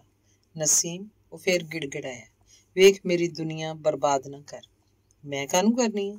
ਜਿਹੜਾ ਕਿਸੇ ਦੀ ਦੁਨੀਆ ਬਰਬਾਦ ਕਰੇ, ਅੱਲਾਹ ਤਾਲਾ ਆਪ ਉਹਦੀ ਦੁਨੀਆ ਬਰਬਾਦ ਕਰਦਾ। ਯੂਸਫ ਦੀ ਅਣਖ ਇੱਕ ਵਾਰ ਫਿਰ ਚਿল্ਲਾਈ। ਤੈਨੂੰ ਗੈਰਤ ਨਹੀਂ ਆਉਂਦੀ? ਉਹ ਮਰਦੂਦ, ਇੱਕ ਤੁੱਛ ਕੁੜੀ ਪਾਸੋਂ ਬੇਇੱਜ਼ਤੀ ਕਰਾਉਂਦੇ ਆ, ਪਰ ਉਮੀਦ ਦੀ ਰੱਸੀ ਦੇ ਬਹੁਤ ਸਾਰੇ ਲੜ ਟੁੱਟ ਜਾਣ ਤੇ ਵੀ ਅਜੇ ਇੱਕ ਅੱਧ ਲੜ ਉਹਦਾ ਸਾਬਤ ਸੀ, ਜਿਸ ਕਰਕੇ ਅਣਖ ਦੀ ਲਲਕਾਰ ਨੂੰ ਉਹਦੇ ਸਬਰ ਨੇ ਧੱਕੇ ਨਾਲ ਪਿਛਾਂਹ ਹਟਾ ਦਿੱਤਾ ਤੇ ਬੋਲਿਆ, ਨਸੀਮ, ਮੇਰੇ ਉੱਤੇ ਮਾਂ ਦੀਆਂ 32 ਧਾਰਾਂ ਹਰਾਮ ਜੇ ਮੈਂ ਕਦੀ ਤੇਰੇ ਨਾਲ ਬੇਵਫਾਈ ਕਰਾਂ ਇੱਕ ਵਾਰ ਤੋਂ। ਇਹੋ ਜਿਹੀਆਂ ਕਸਮਾਂ ਮੈਂ ਬਹੁਤ ਸੁਣ ਚੁੱਕੀ ਹੋਈਆਂ। ਨਸੀਮ ਨੇ ਉਸੇ ਲਾਪਰਵਾਹੀ ਨਾਲ ਦੂਜੇ ਪਾਸੇ ਮੂੰਹ ਕੀਤੀ ਜਵਾਬ ਦਿੱਤਾ, ਮੈਂ 30 ਸਿਪਾਰੇ ਕੁਰਾਨ ਦੀ ਕਸਮ ਖਾ ਕੇ ਕਹਿਣਾ ਨਸੀਮ, ਝੂਠੀਆਂ ਕਸਮਾਂ ਖਾਣ ਵਾਲਿਆਂ ਉੱਤੇ ਖੁਦਾ ਦਾ ਕਹਿਰ ਨਾਜ਼ਲ ਹੁੰਦਾ ਹੈ। ਨਸੀਮ ਦੇ ਵਾਕਾਂ 'ਚ ਜ਼ਰਾ ਜਿੰਨੀ ਵੀ ਲਚਕ ਨਾ ਆ ਸਕੀ। ਨਸੀਮ, ਐਤਕੀ ਯੂਸਫ ਨੂੰ ਆਪਣਾ ਸਬਰ ਬੇਕਾਬੂ ਹੁੰਦਾ ਜਾਪਿਆ। ਉਹਦੀ ਕੜਕਵੀਂ ਆਵਾਜ਼ ਤੋਂ ਡਰ ਕੇ ਨਸੀਮ ਉਸ ਵੱਲ ਤੱਕੀ। ਯੂਸਫ ਦੀਆਂ ਅੱਖਾਂ 'ਚ ਸੱਚਮੁੱਚ ਹੀ ਹਿੰਸਕ ਤੇ ਮਾਦਕ ਭਾਵ ਝਲਕ ਰਹੇ ਸਨ, ਜਿਨ੍ਹਾਂ ਤੋਂ ਕੁਝ ਸਹਿਮ ਕੇ ਤੇ ਕੁਝ ਖਿੱਚ ਕੇ ਮੰਜੇ ਤੋਂ ਉੱਠੀ ਤੇ ਜਾਣ ਲਈ ਤਿਆਰ ਹੋ ਖੜੋਤੀ। ਉਹਦੀਆਂ ਅੱਖਾਂ 'ਚ ਇਸ ਵੇਲੇ ਨਾਰੀ ਪੁਣੇ ਦਾ ਪੂਰਾ ਗਰੂਰ ਚਮਕ ਰਿਹਾ ਸੀ, ਪਰ ਉਹ 2 ਕਦਮਾਂ ਤੋਂ ਵੱਧ ਨਹੀਂ ਜਾ ਸਕੇ। ਯੂਸਫ ਨੇ ਝੱਟ ਅਗਾਂਹ ਹੋ ਕੇ ਉਹਦੀ ਬਾਂਹ ਫੜ ਲਈ ਤੇ ਕਹਿੰਦਾ ਹੋਇਆ ਮੁੜ ਉਹਨੂੰ ਮੰਜੇ ਵੱਲ ਖਿੱਚ ਲਿਆਇਆ, ਵੇਖ ਨਸੀਮ, ਇੰਨਾ ਤਕੱਬਰ ਚੰਗਾ ਨਹੀਂ ਹੁੰਦਾ, ਜ਼ਰਾ ਬੈਠ ਜਾ ਤੇ 1-2 ਗੱਲਾਂ ਹੋਰ ਕਰ ਜਾ ਮੇਰੇ ਨਾਲ। ਕੁਰਖਤ ਤੇ ਮਜ਼ਬੂਤ ਹੱਥ ਦੀ ਪਕੜ ਨੇ ਤੇ ਉਂਗਲਾਂ ਦੀ ਪੀਡੀ ਕਸ ਨੇ ਨਸੀਮ ਦੇ ਸਾਰੇ ਪਿੰਡੇ 'ਚ ਕੰਬਾ ਛੇੜ ਦਿੱਤਾ। ਆਪਣੇ ਦੁਆਲੇ ਉਹਨੂੰ ਕਿਸੇ ਭਾਵੀ ਖਤਰੇ ਦਾ ਅਹਿਸਾਸ ਹੋਣ ਲੱਗਾ। ਫਿਰ ਵੀ ਉਹ ਅੜੀ ਨਹੀਂ। ਜਿੱਥੇ ਲਿਆ ਕੇ ਯੂਸਫ ਨੇ ਉਹਨੂੰ ਬਿਠਾਇਆ ਬੈਠ ਗਈ। ਨਸੀਮ, ਯੂਸਫ ਆਪਣੇ ਗੁੱਸੇ ਦੀ ਕੁੜੱਤਣ 'ਚ ਨਿਮਰਤਾ ਦੀ ਸ਼ੱਕਰ ਲਾ ਕੇ ਬੋਲਿਆ, ਮੈਂ ਤੈਨੂੰ ਸੱਦਿਆ ਸੀ ਜ਼ਖਮਾਂ ਤੇ ਮੱਲਮ ਲਵਾਉਣ ਲਈ, ਪਰ ਜੇ ਤੂੰ ਇਹਨਾਂ ਉੱਤੇ ਲੂਣ ਪਾਉਣਾ ਸੀ ਤਾਂ ਕੀ ਲੋੜ ਸੀ ਤੇਰੇ ਇੱਥੇ ਆਉਣ ਦੀ? ਮੈਨੂੰ ਨਹੀਂ ਪਤਾ। ਨਸੀਮ ਚਮਕੀ, ਲੋੜ ਸੀ ਕਿ ਨਹੀਂ, ਆਪਣੇ ਭਰਾ ਦਾ ਹੁਕਮ ਮੈਂ ਨਹੀਂ ਸੀ ਮੋੜ ਸਕਦੀ। ਅਪੇਖਿਆ ਦਾ ਇੰਨਾ ਸਖਤ ਵਾਰ ਯੂਸਫ ਦਾ ਦਿਲ ਤਿਲ ਮਿਲਾ ਉੱਠਿਆ। ਉਹਨੂੰ ਭੁੱਲ ਗਿਆ ਕਿ ਕੀ ਕਹਿਣ ਲਈ ਉਹਨੇ ਨਸੀਮ ਨੂੰ ਦੁਬਾਰਾ ਖਿੱਚਿਆ। ਬਿਨਾਂ ਮਰਜ਼ੀ ਤੋਂ ਸ਼ਾਇਦ ਆਪ ਮੁਹਾਰੇ ਹੀ ਉਹਦੇ ਮੂੰਹ ਨਿਕਲ ਗਿਆ, ਭਰਾ? ਕਿਹੜਾ ਭਰਾ ਤੇਰਾ? ਜਿਸ ਹੱਥ ਤੁਸੀਂ ਸੁਨੇਹਾ ਭੇਜਿਆ ਸੀ, ਉਹ ਤੇਰਾ ਭਰਾ ਕਿਹੜੇ ਸਾਕੋਂ ਹੈ ਨਸੀਮ, ਜਿਹੜੇ ਸਾਕੋਂ ਅਜੀਜ਼ ਮੇਰਾ ਭਰਾ ਹੈ? ਕੁੜੀ ਦੇ ਇਸ ਜਵਾਬ ਨੇ ਯੂਸਫ ਦੇ ਮਗਦੇ ਦਿਲ ਉੱਤੇ ਇੱਕ ਹੋਰ ਕੋਲਾ ਰੱਖ ਦਿੱਤਾ। ਹੁਣ ਉਹਦੀ ਹਾਲਤ ਸੀ ਕਿ ਜਿੰਨਾ ਕੁਝ ਉਹਨੇ ਆਪਣੇ ਗੁੱਸੇ ਦੀਆਂ ਕੰਨੀਆਂ ਨੂੰ ਸਮੇਟ ਕੇ ਹੁਣ ਤੱਕ ਰੋਕੀ ਰੱਖਿਆ ਸੀ, ਉਹ ਸਾਰਾ ਹੀ ਇਸ ਵਾਕ ਰਾਹੀਂ ਖੁੱਲ੍ਹ ਕੇ ਡੁੱਲ ਪਿਆ। ਕਿਉਂ ਨਹੀਂ? ਉਹ ਹਿੰਦੂ ਤੇਰਾ ਭਰਾ ਹੋ ਗਿਆ ਤੇ ਅਸੀਂ ਹੋ ਗਏ 7 ਬਗਾਨੇ। ਬਸ ਮੁੜ ਕੇ ਜੇ ਭਾਜੀ ਦੀ ਸ਼ਾਨ 'ਚ ਕੁਝ ਕਿਹਾ ਤਾਂ ਯਾਦ ਰੱਖਣਾ, ਮੇਰੇ ਵਰਗਾ ਬੁਰਾ ਕੋਈ ਨਹੀਂ ਜੀ। ਨਸੀਮ ਬਿਜਲੀ ਵਾਂਗ ਕੜਕੀ, ਬੱਲੇ ਨਹੀਂ ਵੱਡੀਏ ਹੇਜਲੀਏ ਭਰਾ ਦੀਏ, ਕਹਿੰਦਿਆਂ ਕਹਿੰਦਿਆਂ ਯੂਸਫ ਦਾ ਸਾਰਾ ਗੁੱਸਾ ਇੱਕ ਭਖਦੀ ਲਾਲੀ ਬਣ ਕੇ ਉਹਦੇ ਚਿਹਰੇ ਤੇ ਚਮਕਣ ਲੱਗਾ ਤੇ ਇੱਕ ਕਹਿਰ ਭਰੀ ਆਵਾਜ਼ 'ਚ ਬੋਲਿਆ, ਸੱਜੇ ਪੱਟੋਂ ਕੱਢਿਆ ਹੋਇਆ ਨਾ ਤੇਰੀ ਮਾਂ ਨੇ ਉਹਨੂੰ। ਮੈਂ ਕਹਿੰਦੀ ਹਾਂ ਤਹਿਜ਼ੀਬ ਦੀ ਹੱਦ ਨਾ ਟੱਪੋ। ਭਾਜੀ ਨਾ ਕਹਿੰਦੇ ਤਾਂ ਮੈਂ ਇੱਥੇ ਥੁੱਕਣਾ ਵੀ ਨਹੀਂ ਸੀ ਆ ਕੇ। ਮੈਂ ਕਹਿੰਦਾ ਵੱਧਦੀ ਨਾ ਜਾ ਟੁੱਟੇ ਛਿੱਤਰ ਵਾਂਗ। ਏਡੀ ਹੂਰਾਂ ਭਰੀ ਨਹੀਂ ਰਹਿ ਗਈ ਤੂੰ ਕਿ ਇੰਨਾ ਗੁਮਾਨ ਹੋ ਗਿਆ ਤੈਨੂੰ। ਹੂਰਾਂ ਭਰੀਆਂ ਪਿੰਡਾਂ 'ਚ ਨਹੀਂ ਹੁੰਦੀਆਂ, ਸ਼ਹਿਰਾਂ ਦੇ ਚੁਬਾਰਿਆਂ 'ਚ ਰਹਿੰਦੀਆਂ ਨੇ। ਉੱਥੋਂ ਜਾ ਕੇ ਲੱਭ। ਚੁੱਪ ਕਰ ਖੋਤੀ ਹੋਏਗੀ ਤੇਰੀ। ਤੇ ਤੂੰ ਅਗਲਾ ਅੱਖਰ ਮਾਂ ਨਸੀਮ ਦੇ ਬੁੱਲਾਂ ਵਿੱਚ ਹੀ ਸੀ ਕਿ ਕਾੜ ਕਰਦੀ ਇੱਕ ਭਾਰੇ ਹੱਥ ਦੀ ਚਪੇੜ ਉਹਦੀ ਗੱਲ ਤੇ ਆ ਪਈ। ਨਸੀਮ ਦਾ ਸਿਰ ਚਕਰਾਉਣ ਲੱਗਾ ਤੇ ਉਹਦੀਆਂ ਅੱਖਾਂ ਅੱਗੇ ਹਨੇਰਾ ਛਾ ਗਿਆ ਤੇ ਜਦ ਉਹਦੀ ਹਵਾਸ ਟਿਕਾਣੇ ਹੋਏ ਤਾਂ ਉਹਨੇ ਆਪਣੇ ਸਰੀਰ ਨੂੰ ਯੂਸਫ ਦੀਆਂ ਬਾਹਾਂ 'ਚ ਭੀਚਿਆ ਹੋਇਆ ਵੇਖਿਆ।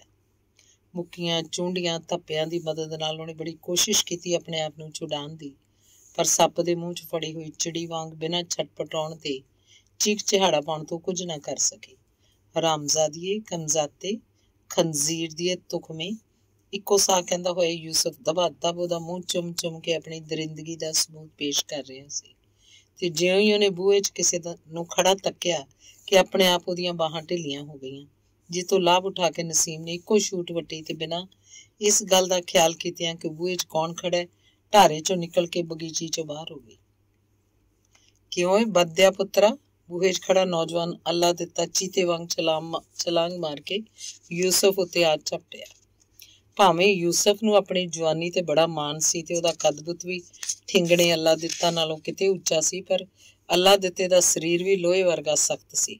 ਉਹਨੇ ਪੈਂਦੀ ਸੱਟੇ ਯੂਸਫ ਨੂੰ ਗਿੱਚੀਓਂ ਫੜ ਕੇ ਢਾਰੇ ਤੋਂ ਬਾਹਰ ਧਕੇਲਦਿਆਂ ਕਿਹਾ, ਆ ਬੱਚੂ, ਤੈਨੂੰ ਦੱਸਾਂ ਅੱਜ ਪਰਾਈਆਂ ਧੀਆਂ ਛੇੜਨ ਦਾ ਸਵਾਦ। ਚੱਲ। ਯੂਸਫ ਆਪਣੀ ਕੁੰਡੀ ਮੁੱਛ ਨੂੰ ਵੱਟ ਚੜ੍ਹਦਾ ਹੋਇਆ ਸ਼ੂਕ ਕਰਿਆ। ਮਤੇ ਜਾਂਦਾ ਹੋਵੇਂ ਬੁਥਾੜ ਭਨਾ ਕੇ। ਹੱਲਾ, ਕਮੀਜ਼ ਦੀਆਂ ਬਾਹਾਂ ਚੜਾਉਂਦਾ ਹੋਇਆ ਅੱਲਾ ਦਿੱਤਾ ਫੇਰ ਵੰਗਾਰਿਆ। ਆ ਫੇਰ ਕਰ ਲੈ ਦੋ ਹੱਥ। ਤੈਨੂੰ ਵੀ ਅੱਜ ਤੀਕ ਗੁਰੂ ਕੋਈ ਨਹੀਂ ਟੱਕਰਿਆ ਹੋਣਾ ਤੇ ਮੈਂ ਵੀ ਤੇਰੇ ਚਾਲੇ ਵੇਖ ਕੇ ਤੇ ਗੱਲ ਪੂਰੀ ਹੋਣ ਤੋਂ ਪਹਿਲਾਂ ਹੀ ਦੋਵੇਂ ਗੁੱਥਮ ਗੁੱਥਾ ਹੋ ਪਏ। ਯੂਸਫ ਦੇ ਖ਼ਾਬ ਵਿੱਚ ਨਹੀਂ ਸੀ ਕਿ ਉਹ ਠਿੰਗਣਾ ਜਿਹਾ ਆਦਮੀ ਪਲ ਝੱਲ 'ਚ ਉਹਨੂੰ ਮਧੂਲ ਕੇ ਰੱਖ ਦੇਗਾ। ਜਦ ਕੱਪੜੇ ਪੜਵਾ ਕੇ ਘਸੁੰਨਾਂ ਨਾਲ ਮੂੰਹ ਮੱਥਾ ਨੀਲਾ ਕਰਾਉਣ ਤੋਂ ਬਾਅਦ ਉਹਨੇ ਅੱਲਾ ਦਿੱਤੇ ਦੀਆਂ ਫੌਲਾਦੀ ਬਾਹਾਂ 'ਚੋਂ ਛੁਟਕਾਰਾ ਪਾਇਆ ਤੇ ਉਹਦੀਆਂ ਅੱਖਾਂ ਧਰਤੀ ਤੇ ਝੁਕੀਆਂ ਹੋਈਆਂ ਸਨ। ਕੱਪੜੇ ਝਾੜਦਾ ਹੋਇਆ ਅੱਲਾ ਦਿੱਤਾ ਇੱਕਦਮ ਜ਼ੋਰ ਨਾਲ ਕੜਕਿਆ, ਵਗ ਜਾ ਇੱਥੋਂ ਮੂੰਹ ਕਾਲਾ ਕਰਕੇ, ਖੰਜ਼ੀਰ ਦਿਆ ਪੁੱਤਰਾ। ਮੁੜ ਕੇ ਜੇ ਤੈਨੂੰ ਪਿੰਡ 'ਚ ਵੇਖ ਲਿਆ ਤਾਂ ਯਾਦ ਰੱਖੀ ਸਿਪਾਹੀਗਿਰੀ ਘੁਸੇੜ ਦਊਂਗਾ ਸਾਰੀ। ਕੁੱਤੇ ਦਿਆ ਬੀਆ, ਇੱਕ ਘਰ ਤੇ ਡੈਣ ਵੀ ਛੱਡ ਲੈਂਦੀ ਹੈ। ਸ਼ਰਮ ਨਾ ਆਈ ਤੈਨੂੰ ਪਿੰਡ ਦੀ ਧੀ ਤੇ ਹੱਥ ਚੁੱਕਦਿਆਂ? ਜੇ ਬੱਚੂ ਪਿੰਡ ਵੜੇ ਹੋ ਤਾਂ ਪਰੇ 'ਚ ਬਿਠਾਲ ਕੇ ਮੂੰਹ ਤੇਰਾ ਕਾਲਾ ਨਾ ਕੀਤਾ ਤਾਂ ਮੈਨੂੰ ਮਾਂ ਦਾ ਨਹੀਂ ਕੁੱਤੀ ਨੇ ਜੰਮਿਆ। ਅੱਲਾ ਦਿੱਤਿਆ ਦੰਦਾਂ 'ਚੋਂ ਵਹਿ ਰਹੇ ਲਹੂ ਨੂੰ ਪੱਗ ਦੇ ਲੜ ਨਾਲ ਪੂੰਝਦਾ ਹੋਇਆ ਘਰਕਦੇ ਸਾਹ ਨਾਲ ਯੂਸਫ ਕਿੜਕਿੜਾਇਆ, ਭਰਾਵਾ ਮੈਨੂੰ ਮਾਫ਼ ਕਰ ਦੇ, ਮੈਂ ਤੋਂ ਭੁੱਲ ਹੋ ਗਈ ਤੈਥੋਂ। ਮੂੰਹ ਚੜਾ ਕੇ ਅੱਲਾ ਦਿੱਤਾ ਬੋਲਿਆ, ਭੁੱਲ ਨਹੀਂ, ਇਹ ਤੇਰੀਆਂ ਨਿੱਤ ਦੀਆਂ ਆਦਤਾਂ ਨੇ ਬੱਚੂ, ਅੱਜ ਕੋਈ ਨਵੀਂ ਗੱਲ ਤੇ ਨਹੀਂ ਹੋਈ। ਅੱਛਾ ਭਰਾਵਾ, ਯੂਸਫ ਅੱਗੇ ਨਾਲੋਂ ਆਜ਼ਿਜ਼ ਬਣ ਕੇ ਬੋਲਿਆ, ਐਤਕੀ ਮੇਰੀ ਇੱਜ਼ਤ ਬਚਾ ਲੈ, ਪਿੰਡ 'ਚ ਨਾ ਗੱਲ ਕਰੀ ਕਿਸੇ ਅੱਗੇ। ਜੇ ਮੁੜ ਕੇ ਕੋਈ ਗੱਲ ਵੇਖੇ ਤਾਂ ਚੋਰ ਦੀ ਸਜ਼ਾ ਸੋ ਮੇਰੀ ਸਜ਼ਾ। ਪਿੰਡ 'ਚ ਨਾ ਦੱਸਾਂ? ਅੱਲਾ ਦਿੱਤਾ ਉਸੇ ਰੋਬ 'ਚ ਕੜਕਿਆ, ਤੇ ਜਿਸ ਵਿਚਾਰੀ ਦੀ ਬੇਇੱਜ਼ਤੀ ਕੀਤੀ ਉਹ ਕੀ ਆਖੇਗੀ? ਮਰ ਗਏ ਨੇ ਪਿੰਡ ਵਾਲੇ ਸਾਰੇ। ਜੇ ਜਾਨ ਦੀ ਖੈਰ ਲੋੜ ਨਾ ਹੋਵੇ ਤਾਂ ਚੁੱਪ ਕਰਕੇ ਚਲਾ ਜਾ ਬਾਹਰੋਂ ਬਾਹਰ ਰਾਵਲਪਿੰਡੀ ਨੂੰ। ਬਸ ਮੈਂ 100 ਦੀ ਇੱਕੋ ਮੁਕਾ ਦਿੱਤੀ। ਅੰਗ 5ਵਾਂ। ਨਸੀਮ ਨੂੰ ਬਗੀਚੀ ਵੱਲ ਭੇਜਣ ਤੋਂ ਬਾਅਦ ਜਦ ਬੂਟੇ ਸ਼ਾਹ ਪਾਰਲੀਆਂ ਪੈਲੀਆਂ ਵੱਲ ਕਪਾਹ ਦੀ ਦੇਖਭਾਲ ਲਈ ਜਾ ਰਿਹਾ ਸੀ ਤਾਂ ਉਹਦੇ ਦਿਲ ਤੇ ਇੱਕ ਬੋਝ ਜਿਹਾ ਸਵਾਰ ਹੋ ਗਿਆ। ਹੁਣੇ ਉਹ ਜੋ ਕੁਝ ਕਰਕੇ ਆਇਆ ਸੀ ਇਸ ਬਾਰੇ ਉਹਦਾ ਦਿਲ ਕਿਸੇ ਅਣਹੋਣੀ ਦੀਆਂ ਰਚਨਾਵਾਂ ਰਚ ਕੇ ਉਹਦੀ ਚਿੰਤਾ ਦਾ ਕਾਰਨ ਬਣ ਰਿਹਾ ਸੀ। ਉਹ ਰਾਤ ਤੋਂ ਹੀ ਬੇਆਰਾਮ ਸੀ ਜਦ ਦਾ ਨਸੀਮ ਨੂੰ ਯੂਸਫ ਦਾ ਸੁਨੇਹਾ ਪਹੁੰਚਾ ਕੇ ਆਇਆ ਸੀ। ਰਾਤੀ ਸੁੱਤਿਆਂ ਵੀ ਕਿਸੇ ਵੇਲੇ ਆਪਣੀ ਕੀਤੀ ਹੋਈ ਗਲਤੀ ਦੀ ਅਨੁਭਵਤਾ ਉਹਦੀ ਨੀਂਦਰ ਲਈ ਵਿਘਨਕਾਰੀ ਹੋ ਉੱਠਦੀ ਸੀ। ਜਦ ਉਹ ਸੋਚਦਾ ਹੈ ਮੈਂ ਕੀ ਕਰ ਬੈਠਾ, ਕੀ ਕੋਈ ਭਰਾ ਆਪਣੀ ਭੈਣ ਨੂੰ ਇੰਨੀ ਨਿਝਕਤਾ ਨਾਲ ਏਦਾਂ ਦੀਆਂ ਗੱਲਾਂ ਕਹਿ ਸਕਦਾ ਹੈ ਜਿੱਦਾਂ ਦੀਆਂ ਮੈਂ ਨਸੀਮ ਨੂੰ ਕਹਿ ਆਇਆ। ਜੇ ਕ੍ਰਿਸ਼ਨਾ ਜਿਉਂਦੀ ਹੁੰਦੀ ਜਿਹਨੇ ਅੱਜ ਨਸੀਮ ਦੀ ਹਾਨਣ ਹੋਣਾ ਸੀ ਤਾਂ ਕੀ ਮੈਂ ਉਹਨੂੰ ਇਸੇ ਤਰ੍ਹਾਂ ਦੀਆਂ ਗੱਲਾਂ ਕਹਿ ਦਿੰਦਾ? ਉਹਦੇ ਕਿਸੇ ਪ੍ਰੇਮੀ ਦਾ ਸੁਨੇਹਾ ਇੰਨੇ ਭਰੋਸੇ ਦਾ ਪਾਤਰ ਹੈ ਕਿ ਨਸੀਮ ਦੇ ਜੀਵਨ ਸਾਥ ਲਈ ਮੈਂ ਉਹਦੀ ਸਿਫਾਰਿਸ਼ ਕਰਦਾ? ਅਜੇ ਕੱਲ ਦੀ ਤਾਂ ਗੱਲ ਹੈ ਕਿ ਬੱਚੇ ਬੱਚੇ ਦੀ ਜ਼ਬਾਨ ਤੇ ਯੂਸਫ ਦੀਆਂ ਕਰਤੂਤਾਂ ਦਾ ਚਰਚਾ ਸੀ। ਫਿਰ ਇਹੋ ਜਿਹੇ ਬੇਤਬਾਰੇ ਆਦਮੀ ਲਈ ਤਰੱਦਦ ਤੇ ਉਸ ਉੱਤੇ ਇੰਨਾ ਭਰੋਸਾ, ਕੀ ਇਹ ਮੇਰੀ ਅਕਲਮੰਦੀ ਸੀ? ਮੰਨਿਆ ਕਿ ਇਹ ਕਰਕੇ ਮੈਂ ਦੋਸਤੀ ਦਾ ਹੱਕ ਅਦਾ ਕੀਤਾ, ਪਰ ਕੀ ਭੈਣ ਦੀ ਜ਼ਿੰਦਗੀ ਨਾਲੋਂ ਦੋਸਤੀ ਦਾ ਮੁੱਲ ਜ਼ਿਆਦਾ ਸੀ? ਇਸ ਨਾਲ ਹੀ ਜਦ ਬੂਟੇ ਸ਼ਾਹ ਬਾਕੀ ਗੱਲਾਂ ਨੂੰ ਸੋਚਦਾ ਜਿਹੜੀਆਂ ਉਹਨੇ ਯੂਸਫ ਦੀ ਜ਼ਬਾਨੀ ਸੁਣੀਆਂ ਸਨ, ਤਾਂ ਉਹਦਾ ਦਿਲ ਕਹਿੰਦਾ ਮੈਂ ਮਾੜਾ ਨਹੀਂ ਕੀਤਾ।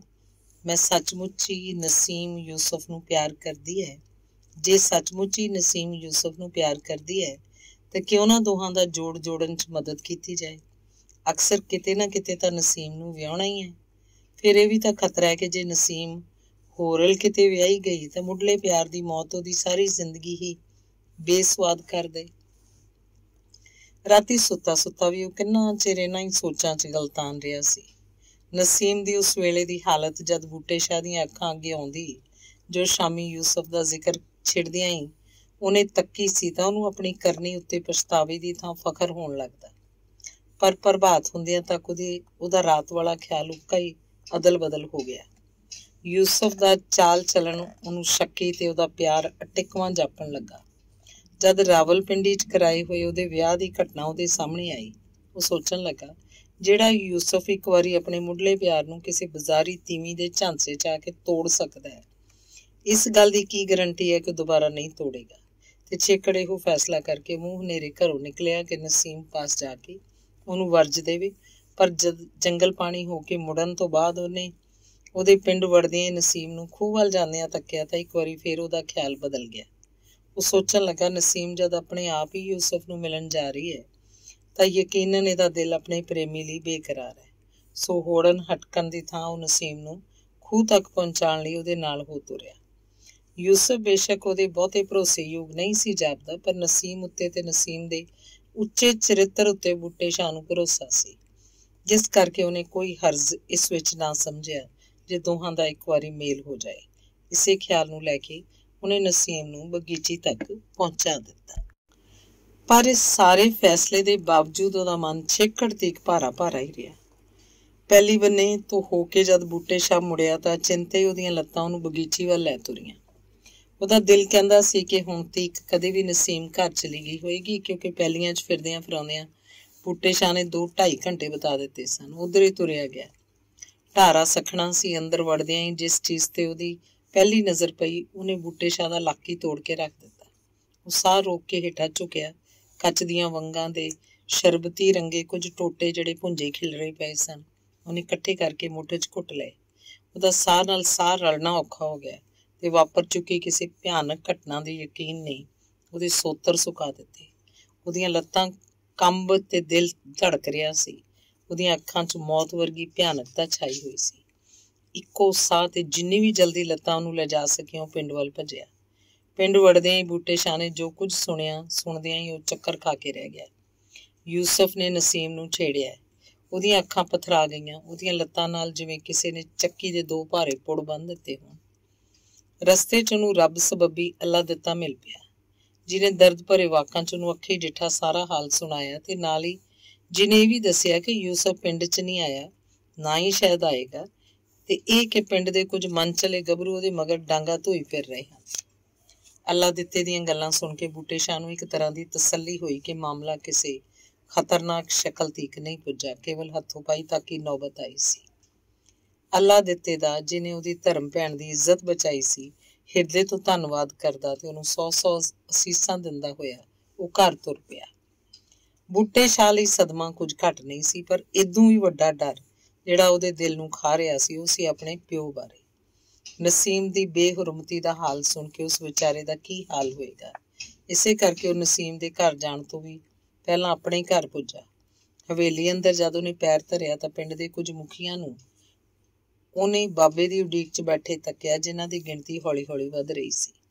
ਮਾਮਲਾ ਲਗਭਗ ਉਹਦੀ ਸਮਝ 'ਚ ਆ ਗਿਆ ਤੇ ਉਹ ਸਭਨਾਂ ਪਾਸੋਂ ਆਪਣੇ ਆਪ ਨੂੰ ਲੁਕਾਉਂਦਾ ਹੋਇਆ ਪਿਛਲੇ ਅੰਦਰ ਚਲਾ ਗਿਆ।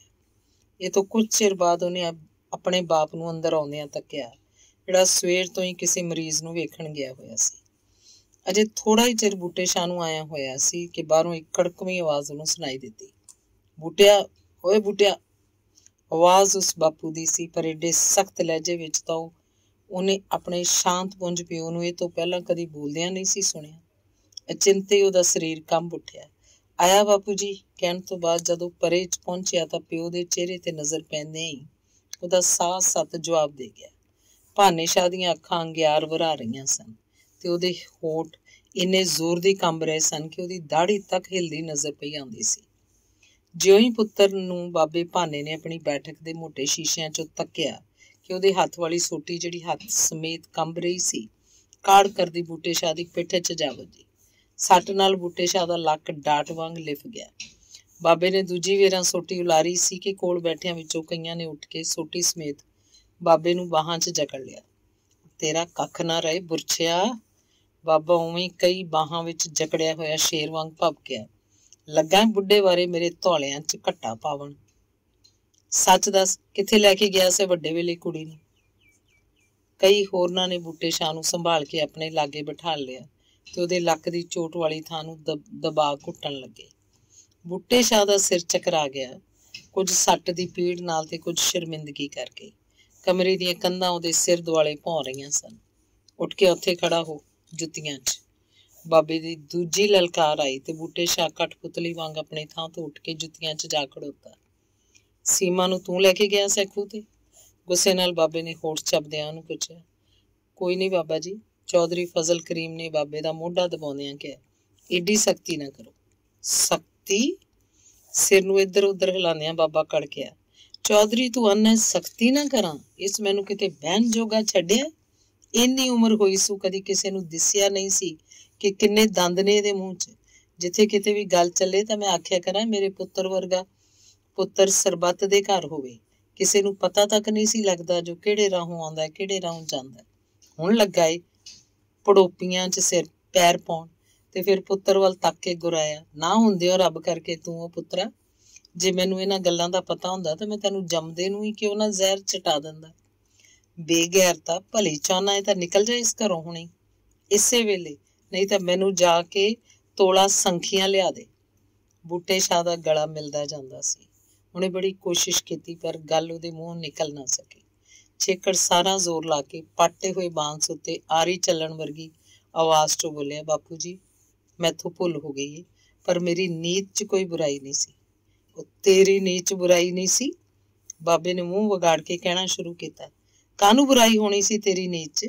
11ਵੀਂ ਵਾਲਾ ਪੀਰ ਸੀ ਨਾ ਤੇਰਾ ਉਹ ਕੋ ਲੱਗਦਾ, ਜਿਹਦੀ ਜ਼ਿਆਰਤ ਕਰਾਉਣ ਲੈ ਗਿਆ ਸੀ ਕੁੜੀ ਨੂੰ, ਨਾਲੇ ਚੋਰ ਨਾਲੇ ਚਤਰ।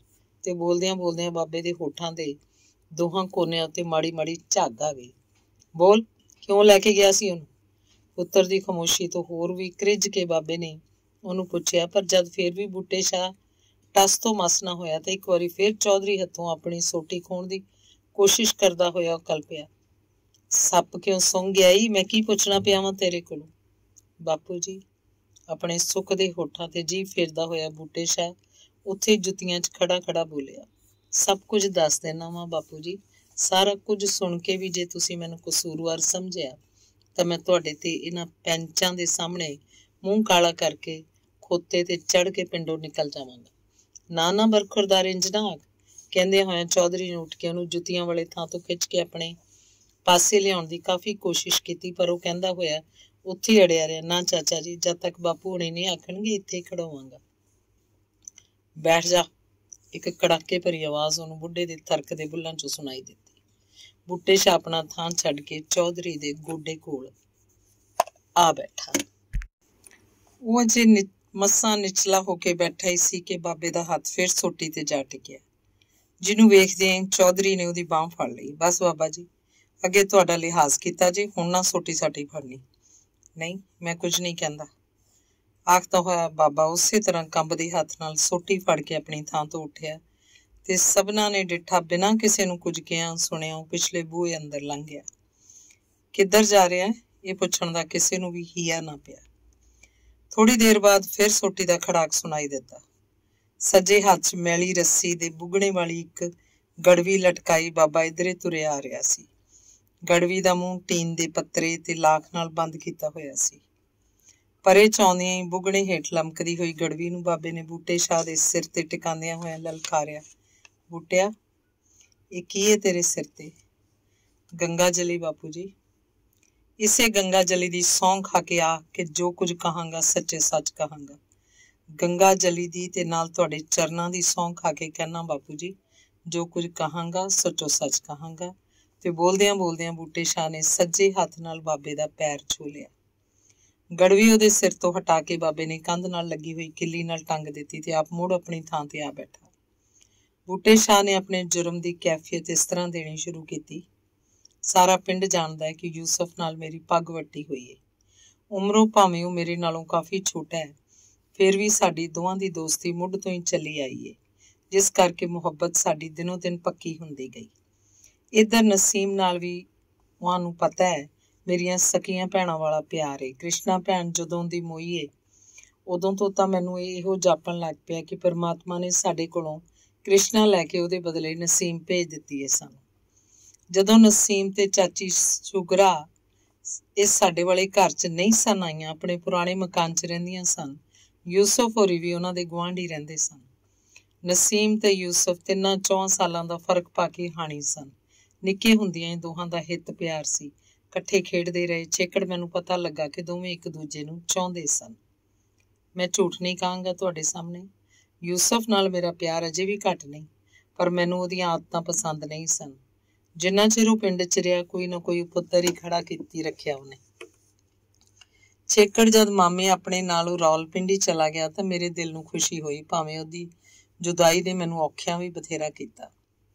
ਉਹਦੇ ਸ਼ਹਿਰ ਜਾਣ ਤੋਂ ਬਾਅਦ ਯੂਸੁਫ ਦੀ ਮਾਂ ਨੇ 1-2 ਵਾਰੀ ਮਾੜਾ ਜਿਹਾ ਇਸ਼ਾਰਾ ਮੈਨੂੰ ਦਿੱਤਾ ਕਿ ਕਦੀ ਨਸੀਮ ਨਾਲ ਯੂਸੁਫ ਦਾ ਵਿਆਹ ਹੋ ਜਾਏ ਤਾਂ ਕਹੀ ਚੰਗੀ ਹੋਵੇ। ਸਲਾਹ ਉਹਦੀ ਮੈਨੂੰ ਵੀ ਪਸੰਦ ਆਈ, पर झिझकदा मैं इस गलों सां कि इस लफंगे जे दे लड़ ला के विचारी नसीम मते दुखां नूं फड़ी जाए। यूसुफ दी मां मगरों विचारी गुजर गई ते यूसुफ नूं मामा अपने नाल लै गया। मैं आख्या चलो छुट्टी हुई, पर पिंडी जाके यूसुफ ने जिहड़ियां मैनूं लम्मियां लम्मियां चिट्ठियां लिखणियां शुरू कीतियां, उन्हां च बहुता नसीम बारे जिक्र हुंदा सी।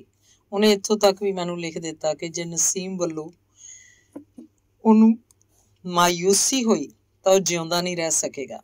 पहला तो मैं एडी परवाह ना की ਉਹਦੀਆਂ चिट्ठियां दी, पर मगरों कुछ ਇਹਦੀ ਉਹਦੀ हालत ते तरस खा के ते कुछ ਇਹ ਵੇਖ के कि यूसुफ हुण बाहर जाके काम धंधे लग पिया है, मेरा दिल किसी हद तक इस गल लई रजामंद हो गया कि जे बापू होरी ते चाचा सुगरा पसंद करन तां इस जोड़ी दे जुड़ जाण च की हर्ज है। मैं दोहां नूं 1-2 वारी इस बारे टोया। चाची ने तां 100 दी इक्को मुकाती कि इस मामले च बापू होरी जानन ते उन्हां दा काम जाणे, पर बापू होरां अगे जदों मैं गल छेड़ी तां ये कुछ निम्मो झूणे हो के कहण लगे, मुंडा वारा जिहा है ते मैं नहीं चाहुंदा विचारी कुड़ी दी सारी जिंदगी चौड़ हो जाए।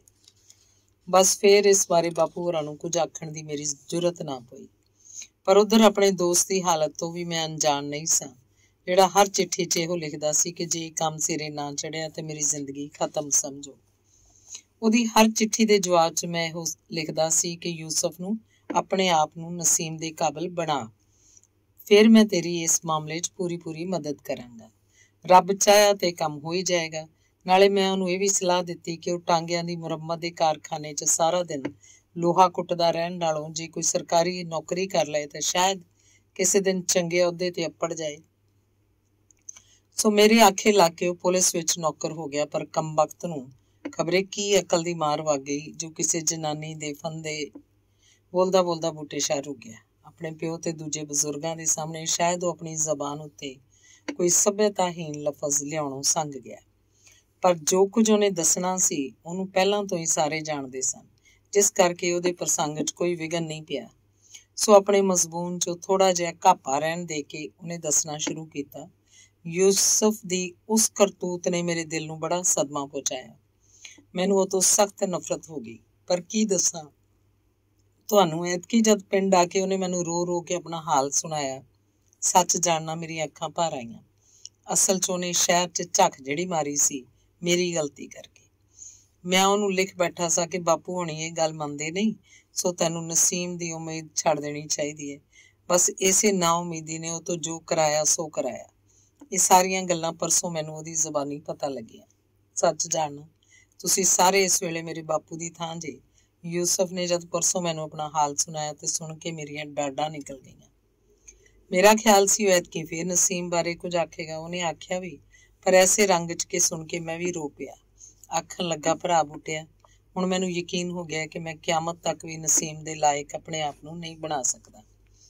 ਮੈਂ ਹੁਣ ਹਮੇਸ਼ਾ ਲਈ ਨਸੀਮ ਦੀ ਉਮੀਦ ਛੱਡ ਚੁੱਕਾ ਵਾਂ, ਪਰ ਇਹ ਮੈਨੂੰ ਪਤਾ ਹੈ ਕਿ ਨਸੀਮ ਨੂੰ ਗੁਆ ਕੇ ਮੈਂ ਬਹੁਤਾ ਚਿਰ ਜਿਉਂਦਾ ਨਹੀਂ ਰਹਾਂਗਾ। ਇਸ ਕਰਕੇ ਮੈਂ ਤੈਨੂੰ ਛੇਕੜ ਦੀ ਦੁਆ ਸਲਾਮ ਆਖਣ ਆਇਆ ਵਾਂ। ਨਾਲੇ ਨਸੀਮ ਤੱਕ ਮੇਰਾ ਇੰਨਾ ਕੁ ਸੁਨੇਹਾ ਪਹੁੰਚਾ ਦੇਈਂ ਕਿ ਮੈਂ ਅੱਜ ਤੀਕ ਉਹਨੂੰ ਬੜਾ ਸਤਾਇਆ ਕਲਪਾਇਆ, ਜਿਹਦੀ ਉਹ ਮੈਨੂੰ ਮਾਫੀ ਦੇ ਛੱਡੇ। ਬੋਲਦਿਆਂ ਬੋਲਦਿਆਂ ਬੂਟੇ ਸ਼ਾਹ ਦੀ ਆਵਾਜ਼ ਭਾਰੀ ਹੁੰਦੀ ਗਈ। ਇੱਥੇ ਕੁ ਪਹੁੰਚ ਕੇ ਉਸ ਲਈ ਆਪਣੀ ਕਥਾ ਜਾਰੀ ਰੱਖਣੀ ਮੁਸ਼ਕਿਲ ਹੋ ਗਈ। ਝੱਟ ਕੁ ਰੁਕਿਆ, ਇੱਕ ਦੋ ਖੰਗੂਰੇ ਮਾਰੇ, ਪੱਗ ਦੇ ਲੜ ਦੀ ਕੰਨੀ ਅੱਖਾਂ ਤੇ ਫੇਰੀ ਤੇ ਫਿਰ ਉਸ ਕਹਿਣਾ ਸ਼ੁਰੂ ਕੀਤਾ, ਸੱਚ ਜਾਣਨਾ, ਯੂਸਫ ਦੀਆਂ ਗੱਲਾਂ 'ਚ ਮੈਨੂੰ ਜ਼ਰਾ ਵੀ ਬਣਾਵਟ ਜਾਂ ਮੁਲੰਮਾ ਨਹੀਂ ਸੀ ਜਾਪਿਆ। ਮੈਨੂੰ ਯਕੀਨ ਹੋ ਗਿਆ ਕਿ ਇਸ ਬੇਵਕੂਫ ਨੇ ਸੱਚਮੁੱਚ ਹੀ ਕੁਝ ਨਾ ਕੁਝ ਕਰ ਗੁਜ਼ਰਨਾ ਹੋਵੇ, ਨਾ ਤਾਂ ਇਹਨੂੰ ਕਿਸੇ ਤਰ੍ਹਾਂ ਬਚਾਇਆ ਜਾਏ। ਬਾਕੀ ਗੱਲ ਰਹੀ ਨਸੀਮ ਨੂੰ ਖੂਹ ਤੇ ਲੈ ਜਾਣ ਵਾਲੀ, ਸੋ ਇਸ ਗੱਲੋਂ ਮੈਂ ਮੁੱਕਰਦਾ ਨਹੀਂ ਕਿ ਮੇਰੇ ਨਾਲ ਹੀ ਉਹ ਖੂਹ ਤੇ ਗਈ ਸੀ, ਪਰ ਆਪਣੇ ਵੱਲੋਂ ਮੈਂ ਇਹ ਕੰਮ ਦੋਹਾਂ ਦੇ ਫਾਇਦੇ ਦਾ ਸਮਝ ਕੇ ਕੀਤਾ ਸੀ। ਮੈਂ ਆਖਿਆ, ਦੋਵੇਂ ਮੂੰਹੀਂ ਦੂਈ ਹੋ ਕੇ 2 ਘੜੀਆਂ ਗੱਲਾਂ ਕਰ ਲੈਣ, ਫਿਰ ਨਸੀਮ ਨੂੰ ਉਹਦਾ ਸਾਥ ਮਨਜ਼ੂਰ ਹੋਵੇ ਤਾਂ ਮੈਂ ਬਾਪੂ ਹੋਰਾਂ ਉੱਤੇ ਇੱਕ ਵਾਰੀ ਫਿਰ ਜ਼ੋਰ ਪਾ ਕੇ ਵੇਖਾਂਗਾ। ਪਰ ਮੈਨੂੰ ਨਹੀਂ ਸੀ ਪਤਾ ਕਿ ਉਹ ਐਡਾ ਬਦਜ਼ਾਤ ਨਿਕਲੇਗਾ, ਸੋ ਮੈਂ ਗਲ 'ਚ ਪੱਲਾ ਪਾ ਕੇ ਮੂੰਹ 'ਚ ਘਾਹ ਪਾਈ ਤੁਹਾਡੇ ਸਾਹਮਣੇ ਆ। ਜੇ ਇਸ ਤਰ੍ਹਾਂ ਤੁਸੀਂ ਮੇਰਾ ਕਸੂਰ ਸਮਝਦੇ ਹੋ ਤਾਂ ਤੁਹਾਡੀਆਂ ਜੁੱਤੀਆਂ ਮੇਰਾ ਸਿਰ। ਕਹਿੰਦਿਆਂ ਬੂਟੇ ਸ਼ਾਹ ਨੇ ਆਪਣਾ ਸਿਰ ਝੁਕਾ ਦਿੱਤਾ, ਪਰ ਉਹਨੇ ਬੋਲਣਾ ਜਾਰੀ ਰੱਖਿਆ, ਮੈਂ ਮੰਨਦਾ ਕਿ ਕੰਮ ਮੇਰੇ ਲਈ ਮੁਨਾਸਬ ਨਹੀਂ ਸੀ, ਜਿਹੜਾ ਮੈਂ ਅੱਜ ਆਪਣੀ ਕੁਆਰੀ ਭੈਣ ਦੇ ਨਾਂ ਨਾਲ ਤੁਹਾਡੇ ਸਾਹਮਣੇ ਇਹ ਕਿੱਸਾ ਜੋੜ ਰਿਹਾ, ਪਰ ਮੇਰੇ ਸਿਰ ਤੇ ਗੰਗਾ ਜਲੀ ਰੱਖੀ ਗਈ ਹੈ। ਨਾਲੇ ਮੈਂ ਬਾਪੂ ਹੋਰਾਂ ਦੀ ਪੈਰ ਛੂ ਕੇ ਸਭ ਕੁਝ ਸੱਚੋ ਸੱਚ ਦੱਸਣ ਦਾ ਇਕਰਾਰ ਕਰ ਬੈਠਾ, ਨਹੀਂ ਤੇ ਦਿਲ ਮੇਰਾ ਇਹੋ ਕਰਦਾ ਹੈ ਕਿ ਆਪਣੀ ਜ਼ਬਾਨ ਖਿੱਚ ਸੁੱਟਾਂ। ਬੂਟੇ ਸ਼ਾਹ ਦੇ ਕੁਝ ਹੋਰ ਬੋਲਣ ਤੋਂ ਪਹਿਲਾਂ ਹੀ ਪਰੇ 'ਚ ਬਹੁਤ ਸਾਰੀਆਂ ਤਸੱਲੀ ਭਰੀਆਂ ਆਵਾਜ਼ਾਂ ਆਉਣ ਲੱਗੀਆਂ, ਜਿਹੜੀਆਂ ਬੂਟੇ ਸ਼ਾਹ ਤੇ ਨਸੀਮ ਦੋਵਾਂ ਦੀ ਬੇਕਸੂਰੀ ਦੀ ਸ਼ਾਦੀ ਦੇ ਰਹੀਆਂ ਸਨ। ਬੂਟੇ ਸ਼ਾਹ ਨੇ ਬੋਲਣਾ ਜਾਰੀ ਰੱਖਿਆ, ਮੇਰਾ ਪੱਕਾ ਖਿਆਲ ਸੀ ਕਿ ਯੂਸਫ ਭਾਵੇਂ 100 ਭੈੜਾ ਹੋਵੇ, ਪਰ ਆਪਣੇ ਦੋਸਤ ਦੀ ਭੈਣ ਦੀ ਉਹ ਬੇਇੱਜ਼ਤੀ ਕਦੀ ਨਹੀਂ ਸੀ ਕਰ ਸਕਦਾ। ਪਰ ਉਸ ਸ਼ੈਤਾਨ ਨੇ ਤਾਂ ਸਭ ਕੁਝ ਮੇਰੀ ਉਮੀਦ ਤੋਂ ਉਲਟ ਕਰ ਵਿਖਾਇਆ। ਫਿਰ ਵੀ ਮੇਰਾ ਇੱਕ ਖਿਆਲ ਤਾਂ ਠੀਕ ਹੀ ਸਾਬਤ ਹੋਇਆ। ਨਸੀਮ ਨੂੰ ਲੈ ਜਾਣ ਵੇਲੇ ਮੈਂ ਵੀ ਖਿਆਲ ਕੀਤਾ ਕਿ ਯੂਸਫ ਭਾਵੇਂ ਕੁਝ ਵੀ ਕਿਉਂ ਨਾ ਸਾਬਤ ਹੋਵੇ, ਪਰ ਨਸੀਮ ਦੀ ਪਵਿੱਤਰਤਾ ਉੱਤੇ ਤਾਂ ਮੈਨੂੰ ਪੱਥਰ ਦੀ ਲਕੀਰ ਵਾਂਗ ਯਕੀਨ ਸੀ। ਮੇਰਾ ਦਿਲ ਕਹਿੰਦਾ ਸੀ ਕਿ ਭਾਵੇਂ ਨਾਰਦ ਮੁਨੀ ਚੱਲ ਕੇ ਆ ਜਾਏ, ਮੇਰੀ ਭੈਣ ਦੇ ਈਮਾਨ ਨੂੰ ਕੋਈ ਡੁਲਾ ਨਹੀਂ ਸਕਦਾ। ਸੋ ਮੇਰਾ ਖਿਆਲ 16 ਆਨੇ ਸੱਚਾ ਸਾਬਤ ਹੋਇਆ। ਇਸੇ ਗੱਲ ਦੀ ਮੈਨੂੰ ਖੁਸ਼ੀ ਹੈ। ਕੈਫੀਅਤ ਖਤਮ ਹੋਈ ਤੇ ਸਾਰਿਆਂ ਨੇ ਉਹਦੀ ਪਿੱਠ ਥਾਪੜੀ। ਬਾਬਾ ਭਾਵੇਂ ਆਪਣੀ ਜਲਦਬਾਜ਼ੀ ਉੱਤੇ ਸ਼ਰਮਿੰਦਾ ਜਾਪਦਾ ਸੀ, ਪਰ ਪੁੱਤਰ ਦੀ ਨਿਰਦੋਸ਼ਤਾ ਤੇ ਸੁਰਖ ਰੋਈ ਨੇ ਉਹਦੇ ਰੋਮ ਰੋਮ 'ਚ ਖੁਸ਼ੀ ਭਰ ਦਿੱਤੀ। ਚੌਧਰੀ ਬੋਲਿਆ, ਤੇ ਅਸੀਂ ਅੱਗੇ ਜਾਣਦੇ ਸਾਂ ਕਿ ਬੂਟੇ ਸ਼ਾਹ ਕੀ ਆਖ ਤੇ ਗਲਤੀ ਕੀ ਆਖ ਸਾਡੇ ਹੱਥਾਂ ਵਿੱਚ ਹੀ ਤੇ ਏਡਾ ਹੋਇਆ, ਬੰਦਾ ਕੋ ਬੰਦਾ ਕਿਤੇ ਲੁਕਿਆ ਰਹਿੰਦਾ ਹੈ। ਬਾਬੇ ਹੋਰੀ ਆਪਣੀ ਕੀਤੀ ਤੇ ਪ੍ਰਾਸ਼ਚਿਤ ਦੇ ਤੌਰ ਤੇ ਬੋਲੇ, ਗੱਲ ਤੇਰੀ ਸੱਚੀ ਹੈ ਚੌਧਰੀ। ਇਸ ਗੱਲ ਨੇ ਤੇ ਮੈਨੂੰ ਗੁੱਸੇ ਨਾਲ ਅੰਨ੍ਹਿਆਂ ਕਰ ਦਿੱਤਾ, ਨਹੀਂ ਤੇ ਮੈਥੋਂ ਭਲਾ ਆਪਣੀ ਔਲਾਦ ਭੁੱਲੀ ਹੋਈ ਹੈ ਕੋਈ। ਪੰਚਾਇਤ ਖਤਮ ਹੋਈ, ਬੂਟੇ ਸ਼ਾਹ ਦੀ ਜਾਨ 'ਚ ਜਾਨ ਆਈ।